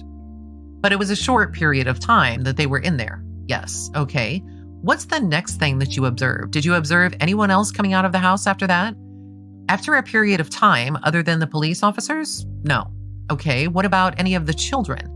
It was a period of time again. Exactly how long, I don't know. The smallest one, to be honest with you, I could never keep their names straight. Devin and Damon, you always saw them in pairs, so it was just always Devin and Damon. I don't know which one it was. It was the smallest one, was brought out through this area and placed in this ambulance with two paramedics. Okay, and did you see Darlie Routier being brought out? Not at that time. Okay, sometime later she was brought out. She was brought out and she was placed in an ambulance here behind the second ambulance. Okay, did more police officers continue to arrive upon the scene? Definitely. Okay, did neighbors start to come out and gather around? Yes, they did. Neighbors from basically all over the neighborhood came and started gathering, basically in this area as well as this area here. Okay, why were they gathering across the street here? The gathering was kind of controlled by the police and their tape. There was a taped area, and it went kind of from this area up and across through this light pole, through these mailboxes, and down through this area to this corner of the house. Somewhere in that vicinity is exactly where the tape was. I don't recall. It was in 2 or 3 different places. Are you talking about the yellow police tape? Yes. Okay. So it stretched actually across the street and went along the other side of the street. Is that right? That's correct. Okay. Did it enclose your cars? Yes, it did. Okay. How quickly did the police put up that particular tape? It was up very quick. When the ambulance here that had the smallest child in it had first pulled out, it was almost as soon as it pulled out, the tape went up. Okay. They had to actually lift the tape up to allow the second ambulance out. Okay. And you said that the neighbors gathered. They gathered on the other side of the tape? Yes, in this area behind the tape. Okay. Were any of the neighbors allowed to go beyond that tape? No.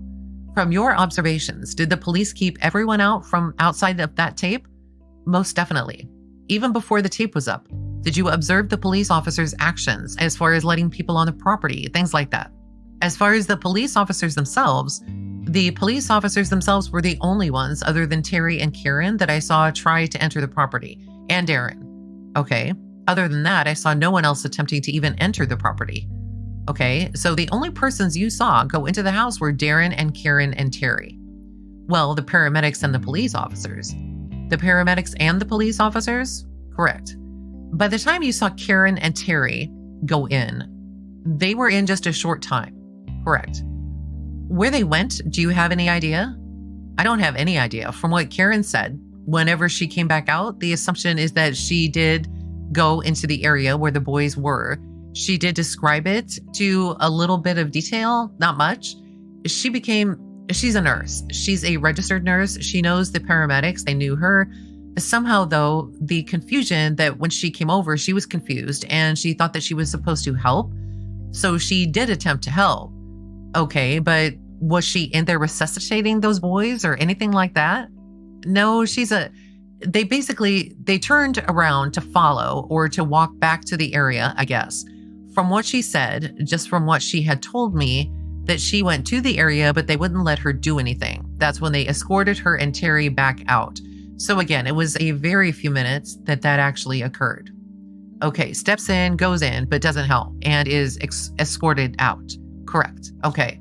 And from the short time that you saw them enter and come back out, would that be consistent with what you saw there She was not in there a long time. Correct. Okay. Did you see anyone else? Any other civilians? Anyone else other than the police and paramedics then go into that house? No. Okay. And then after they had the scene tied off, did you see anyone other than police officers go inside that house? No. Okay. Even before the tape was up, did the officers have this area shut down pretty good? Yeah, they had the area shut down pretty well. The entire area down through here was choked with emergency vehicles, fire trucks, police cars, ambulances here, police car. There was another police car up in this area. There was a car that did try to come from the west direction, but it was stopped, backed up, and went down the Allen Street. There wasn't really any way anybody could go through this area, okay, via a vehicle. The only other car you saw, other than an emergency vehicle, was that first car that the police stopped. That's correct. Okay. And when you first woke up on hearing Darren Routier is saying, quote, "Someone's stabbed my wife and my kids," you looked out. Did you see any other vehicles other than the ones you have described? No. One police officer and then the Routier's vehicle and your two cars. Correct. No other vehicle. Correct. Okay. From that time on, did you pretty much stay out in this area? Basically stayed up here in this area. I didn't venture too far out from the house. The only reason was I still had my pistol in my hand. With the shock of what was going on and everything, it didn't dawn on me till the last minute that there's police cars all over the place and I'm standing in front of my house with a gun in my hand. Not too safe a thing to do? No, it wasn't. Wasn't too smart, but again, I was in shock. Didn't understand what was going on, really. Once I realized that, I went back directly inside the door at some point, put the gun back in my file cabinet in the top drawer, and came back out the door. From that point forward, I was in the front of my house, down my sidewalk, back to the front of my house. I was outside from that point on until probably 9 or 10 o'clock in the morning. Okay, where was Darren Routier? Darren, most of the time, was escorted basically by Terry over and sat here in this area at the end of the sidewalk at the Neils. During the whole time of them bringing the smallest child out, bringing Darlie out, he was in this area and was allowed to escort across by the police officers once Darlie started being brought out. Okay, did he go to the ambulance area at that time? Yes, he did. Okay, and did someone eventually take him away from the scene? Yes, they did. Who was that? Terry Neal. Okay, the neighbor again here at 8405? Yes, that's the one he woke up. Yes. Okay, and whose vehicle did they leave in? The Routier's Pathfinder. Okay, and who was driving? Terry. Did you see an officer out there with the dog? Yes, I did. The Garland Canine Unit arrived at some time, and it was parked down in this area. So exactly when they arrived, I don't know. They did search with the dog around in this area, in the front of the home, down the alley, down the side, as well as in between the homes. They really didn't go across the midpoint of the street anywhere. They searched this area and both back and behind and in front of the home. That's about it. Okay, so you saw him out front and then you saw him go up behind the home? Yes. Okay, and I guess a crowd was gathering there on the outside of the tape? Yes. Okay. And at this point, Mr. Toby Shook says you can go ahead and have a seat up there. So it's clear. Were you able to determine what time it was when you woke up with Darren yelling? It was approximately 2:40. Okay. I have a clock, an alarm clock beside the bed. And as I recall, it was around 2:40. Okay. Did you look at the clock when you woke up? Yes. At 2:40 in the morning. Yes. Okay, now the Routiers have an infant son. Do you know what his name is? I don't recall. Okay, did somebody take that baby out of the house sometime during the morning? Yes, they did. Okay. The police officers took it out of the upstairs bedroom somewhere. That's where Karen said they took the baby from and gave it to Karen. Okay. And they took it out of the residence and then they gave it to Karen. Is that right? That's correct. Okay. Eventually, did you and your wife take custody of the baby sometime that morning? Yes, we did. Okay. And in fact, did y'all care for the baby later on through the day? Yes, we did. How long did y'all have the baby there? We had the baby probably from around 11 a.m. until maybe 3 or 4 o'clock in the afternoon. Okay. Did the police ever get anyone to help them retrieve the Routier's dog from the house? Yes, they did. Karen again, who knew the inside of the home as well as the pet. A police officer, from what Karen had said also, was that a police officer had almost been bitten by the dog at some point. The dog was in the home and they wanted the dog out. They were afraid to do anything with the dog. and they wanted to know if anybody thought they could get it. So again, they allowed Karen to go in the home and retrieve the dog. Okay, did she go in there by herself or was she escorted into the house? She was escorted. By how many police officers? 2. Okay, and how long were they in the house? Minutes, very few minutes. Okay, do you know where they went in the house? No, not for sure. Okay, but Karen emerge with the dog soon after that? Yes, okay. That's all the questions I have. We'll pass for cross-examination. And the court then says, Mr. Mulder. And at this point, Mr. Douglas Mulder, the defense attorney, gets up and begins his cross-examination of Mr. Gorsuch. Yes, sir. Mr. Is it Gorsuch? Yes, it is. Mr. Gorsuch, just a thing or two. Gosh, have you made any notes? No, I have not. You didn't need to make any notes about this? No, it was pretty well fixed in my mind whenever I saw it. When was the first time you were contacted by the police? That morning? It was approximately 7 o'clock. Do you remember who the police officer was that contacted you? No, I do not. I didn't ask his name. What did he look like? He was in a blue uniform. That's all I can recall. That's the best you can do? By 6 o'clock in the morning, that's the best I can do. Yes, sir. So it was a male. Yes, it was. Okay. And I guess you told him basically what you have told the jurors. Yes, I did. And gosh, that must have taken you some time. It did? Okay. He interviewed both my wife and I. Okay, I assume he took notes. Yes, he did. Okay, would you recognize him if you were to see him again? Probably not. Okay, did you notice what he was writing down? No, I did not pay attention to what he was writing. Did he seem to be taking voluminous notes, or was he noting things appropriately? I felt he was noting things appropriately, probably, yes. But you say you saw him making some notes as you went along. Yes, okay. About how long did you visit with him? 15 to 20 minutes, probably. Okay, and told him basically the same thing that you told the folks here. Basically, yes. To the extent, no. Well, now I kind of got lost in the dialogue there, but as best as I recall, you had to go to work and you left the office, and I think you left at 1:25 and called your wife, again, as you explained to us why, and you made it home. I think you said you were home, I think the prosecutor said 1:50 and you said 1:45? Between 1:45 and 1:50, that's correct. All right. And then you did the business with the stars and the moon and went on in and checked the windows and turned on the alarm that you had installed and went on up to bed. Correct. Okay. All right. Now, you were first awakened, and like you said, you didn't understand what the noise was, but apparently you drifted back off to sleep. Correct. And then were awakened. What awakened you the second time? Do you know? Darren yelling. Okay. And is that when you looked at the clock? Yes, it is. Okay. Sometimes I'll set my clock a little bit fast just so that hopefully I get to where I'm supposed to be on time. Do you set yours right? I bet you set yours right on the money, don't you? Yes, I do. Okay. So it was 2:40, you're telling us. Yes. A guy like you would keep an accurate clock, wouldn't he? I suppose so, yes.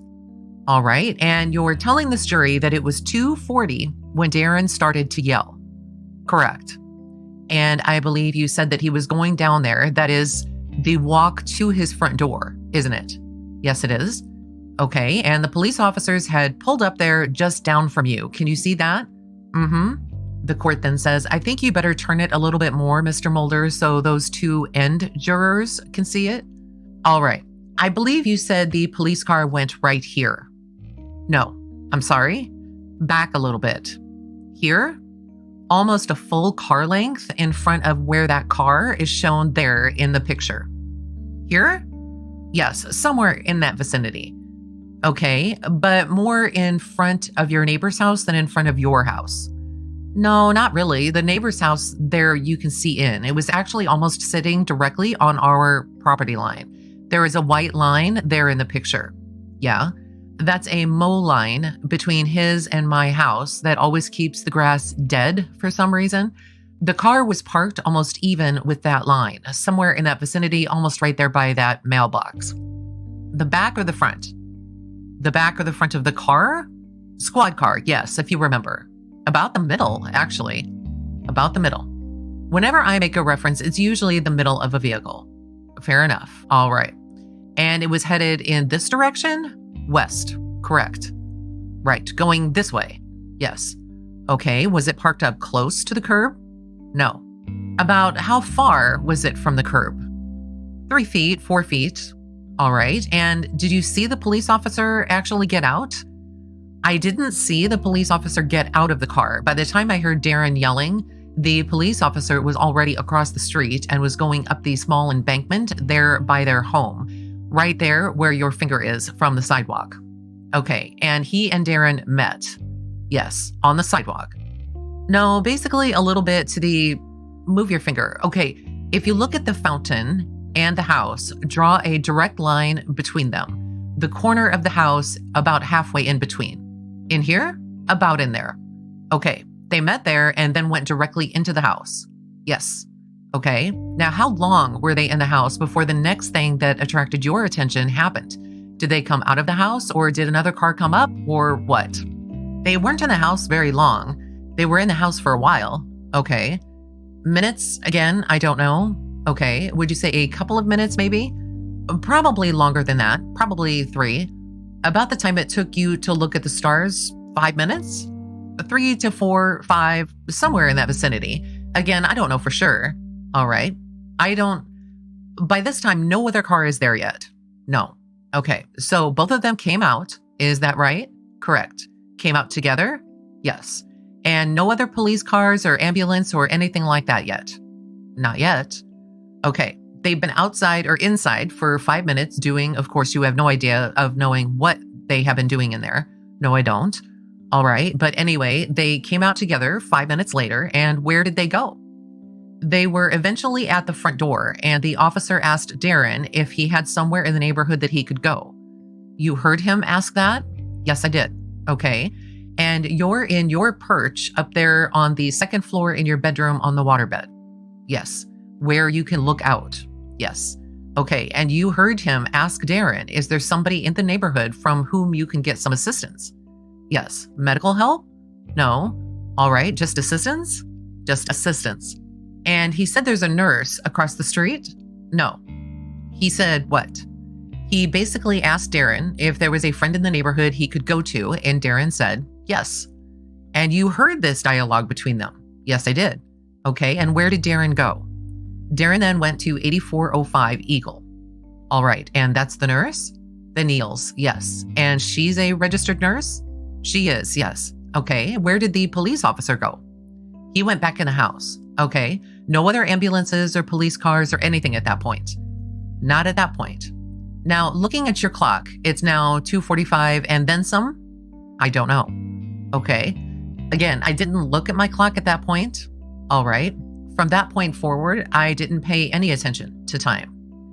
Does he make it over to the Neal's house before anything else happens? Yes. Okay. So he's in the Neal's house and there are no other police officers here or ambulances or anything else. I don't recall whether he went in the house or not. I know he was beating on the door. Okay. Whether he entered the Neal home or not, I don't know. What was he saying? I did not hear that conversation. Okay. And you don't know, was he saying something? Was he saying help or something like that? I did not hear the conversation, but you could hear him banging on the door. Very well. Yes. Okay. How long was it before he started back across the way with the Neals?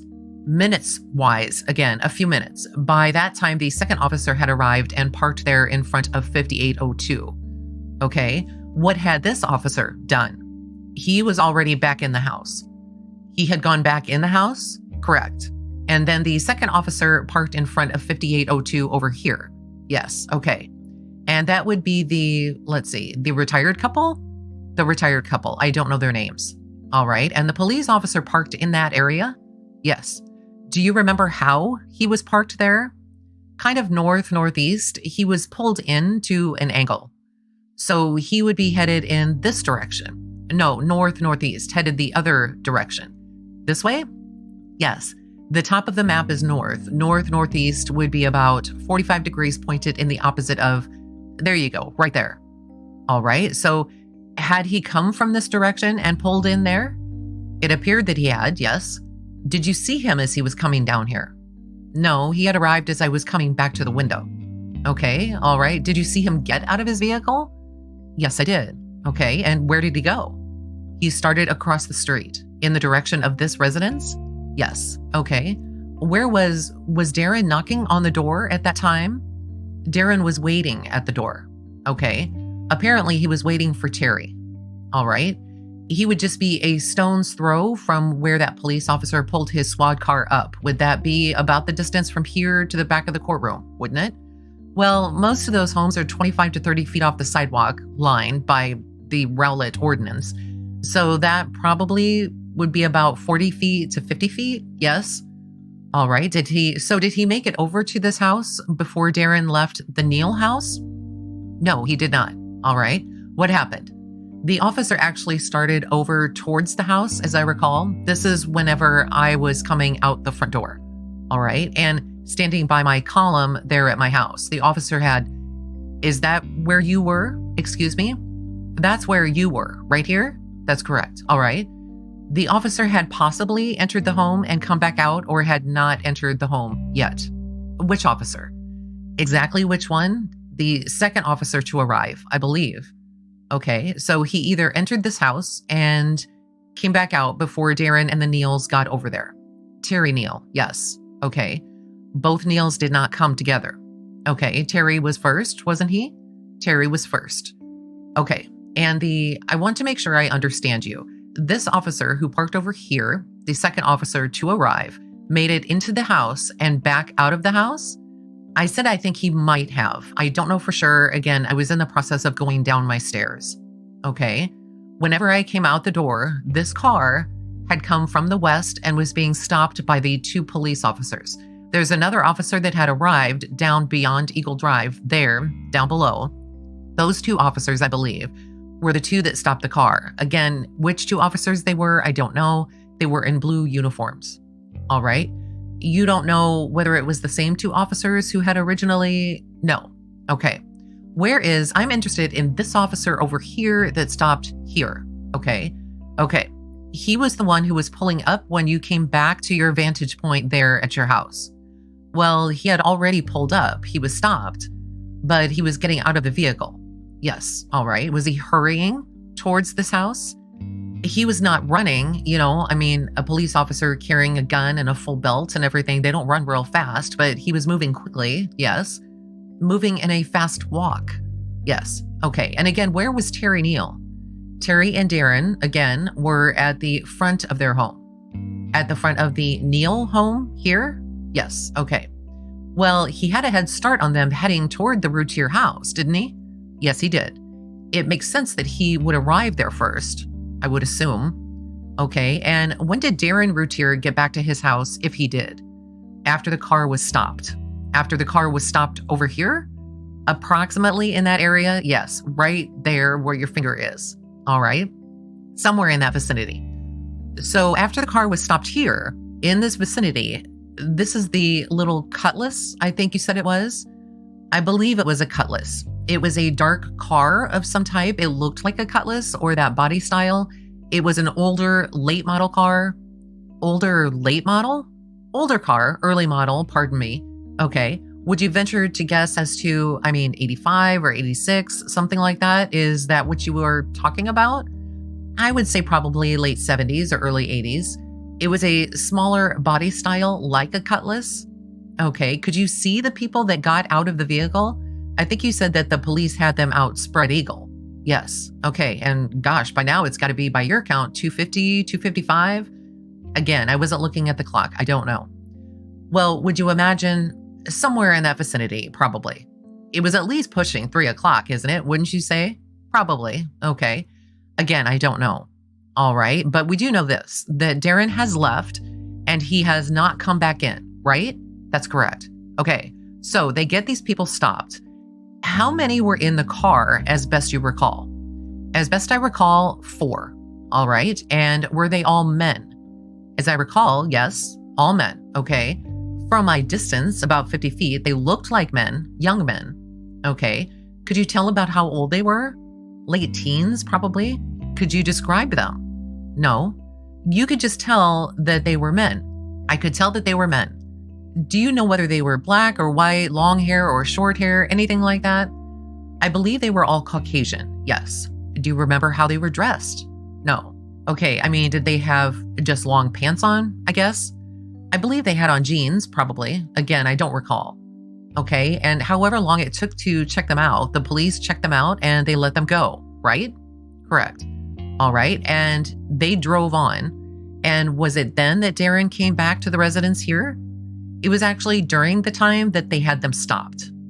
During the time that they had them stopped, Darren came back to the residence. Darren and Terry came across the street and entered the residence, yes. And I believe you said that Mr. Neal, actually, he was ahead of Darren, wasn't he? Didn't you say? No, I don't believe I did say that. Okay, was Karen behind them? Karen was behind them, yes. Okay. They came over. Did Terry and Darren go into the residence? No, not yet. They waited for Karen. Okay. And I guess Karen came along shortly? Yes. By now it's got to be 3 o'clock. Is that fair to say? I don't know. Okay. All right. And all three of them went in together? Yes. Okay. How long was it before they came out? Again, minutes. A couple of minutes? Couple of minutes, 3 minutes maybe, if that long. All right. Did all three of them come out? Yes, they did. All right. And where did they were escorted out, actually. They didn't come out under their own power. Okay, the police escorted them out. It was actually an ambulance crew that had arrived while that car was being stopped. Okay, so the first ambulance crew that arrived while this car was being stopped here. Yes. All right. You're sure about that? Yes. Okay. You're sure that there wasn't an ambulance crew that came up at the same time that this officer did? No. All right. If it was there at the same time, it was very close to the same time, but it was after. All right. Well, wait a minute now. When I asked you if he went in the house the second time, you were talking about the police officer from here? Again, I assume he went into the house. I don't know for sure. Okay. And you said that then some police officers stopped a car here, further around the corner. Right here? Further around the corner. Right here. Further around the corner. Here? Approximately in that area. Okay. Stop them here? Yes. Got them out of the car, frisked them, and threw them up against the car, didn't they? Yes. Okay. And let them go on their way. Right? Yes. And then the ambulance arrived. No, the ambulance arrived while the car was stopped. While the car was stopped. Correct. Okay. And how many people was that the first ambulance to arrive? Yes. And where did it park? Almost directly across the street from the police car. Which police car? This one here? Yes. So they parked along here. Yes. Out from the curb again. All right. How many attendants in that ambulance? 2, I believe. Okay. Do you know about how far it is from the 5,000 block of Highway 66 to your house? The 5,000 block of 66? Mm-hmm. If you cut across the church parking lot? Yeah. In a direct line, in other words. Right. Is that your question? Yes. In a direct line, probably less than a half a mile. Less than half a mile. It wouldn't take you very long at that time of night to cover that much ground, would it? No. What, maybe a minute? Probably a minute, 2 minutes, depending on your gait. Well, I'm talking about if you were in a car. I mean, if you were going 60 miles an hour, you could cover a half a mile in how long? Well, I don't have a calculator on me. I don't know. Half a minute? Very quick. And it might take a little longer if you're going 30, but police officers don't drive 30 when they're in a hurry, do they? No. Okay. Did Darren ever go back in after he was escorted out? No, no one went back in the home, except for the officers and paramedics. Once Karen, Terry, and Darren were escorted out, Darren was asked to go over and sit on the end of the sidewalk in front of the Neal's house with Terry and Karen. No one went back in the home except for Karen whenever she got the dog. And that was between, like I said, maybe 6 or 7 o'clock that morning. It was after sunrise. Okay. While you were standing out there, I guess other neighbors were gathering around, were they? After a period of time, not real soon, did you see the Watts, the folks right here, talking to the police? Yes, I did. Okay. And did you see the police officers writing down what they were saying, or appeared to be writing down, taking notes of what they were saying? It wasn't actually the Watts. It was actually Mrs. Watts that talked to the police officer. Mrs. Watts talked to the police officer? Yes. Okay, now as far as, is this your van? Yes, it is. And in addition to that, you've got a red Nissan? Correct. Pickup truck. Yes. And you're telling us that to the best of your recollection, that the Nissan was parked in here too that night. To the best of my recollection, that's where I always park. All right. Are you telling us that you parked it there that night? Or do you remember it because that's the way you always did things? No, that's where I parked that night. Okay. There was nothing there to prevent me from parking there that night. That's where I always park it. That's where I parked it that night. Okay. And Darren kept his car parked along here, didn't he? His Pathfinder right at the end of the sidewalk or thereabouts. And he kind of did that to slow people down coming through the neighborhood. Wasn't that discussed among your neighbors? Speed bumps or something? And he would keep his car parked here because the kids were out running around and he didn't want people driving fast. It would make a good deterrent. I don't know whether that was ever discussed with myself or not that I recall. Speed bumps were discussed at one point. The city will not use them. There was even some talk about Darren putting some out there himself, wasn't there? That I don't know. It was not to me. Okay. Your boys would go over and play with the Routier children in their home. Yes. And you were comfortable with that, weren't you? Yes. Okay. I believe that is all. Thank you, Mr. Gorsuch. At which point the court then again asked the prosecuting attorney who was originally asking the questions, Mr. Shook, if he had any additional questions. And Mr. Shook gets up and says, just a couple more questions, Judge. Mr. Gorsuch, talking about speed bumps, did you yourself have some concerns about the street there and cars going by? Yes, quite often. And what was your concern? The concern is it's kind of a blind corner because of the way the corner is fairly sharp there. You have a long street that leads to the west and a long street that leads to the south. And people in one of those photographs there, you can see black marks that are very evident in the pavement there. It's not uncommon for people to squeal their tires when they round that corner. With my children, as well as the Routier children, it was always a concern of almost everybody in the neighborhood of that corner.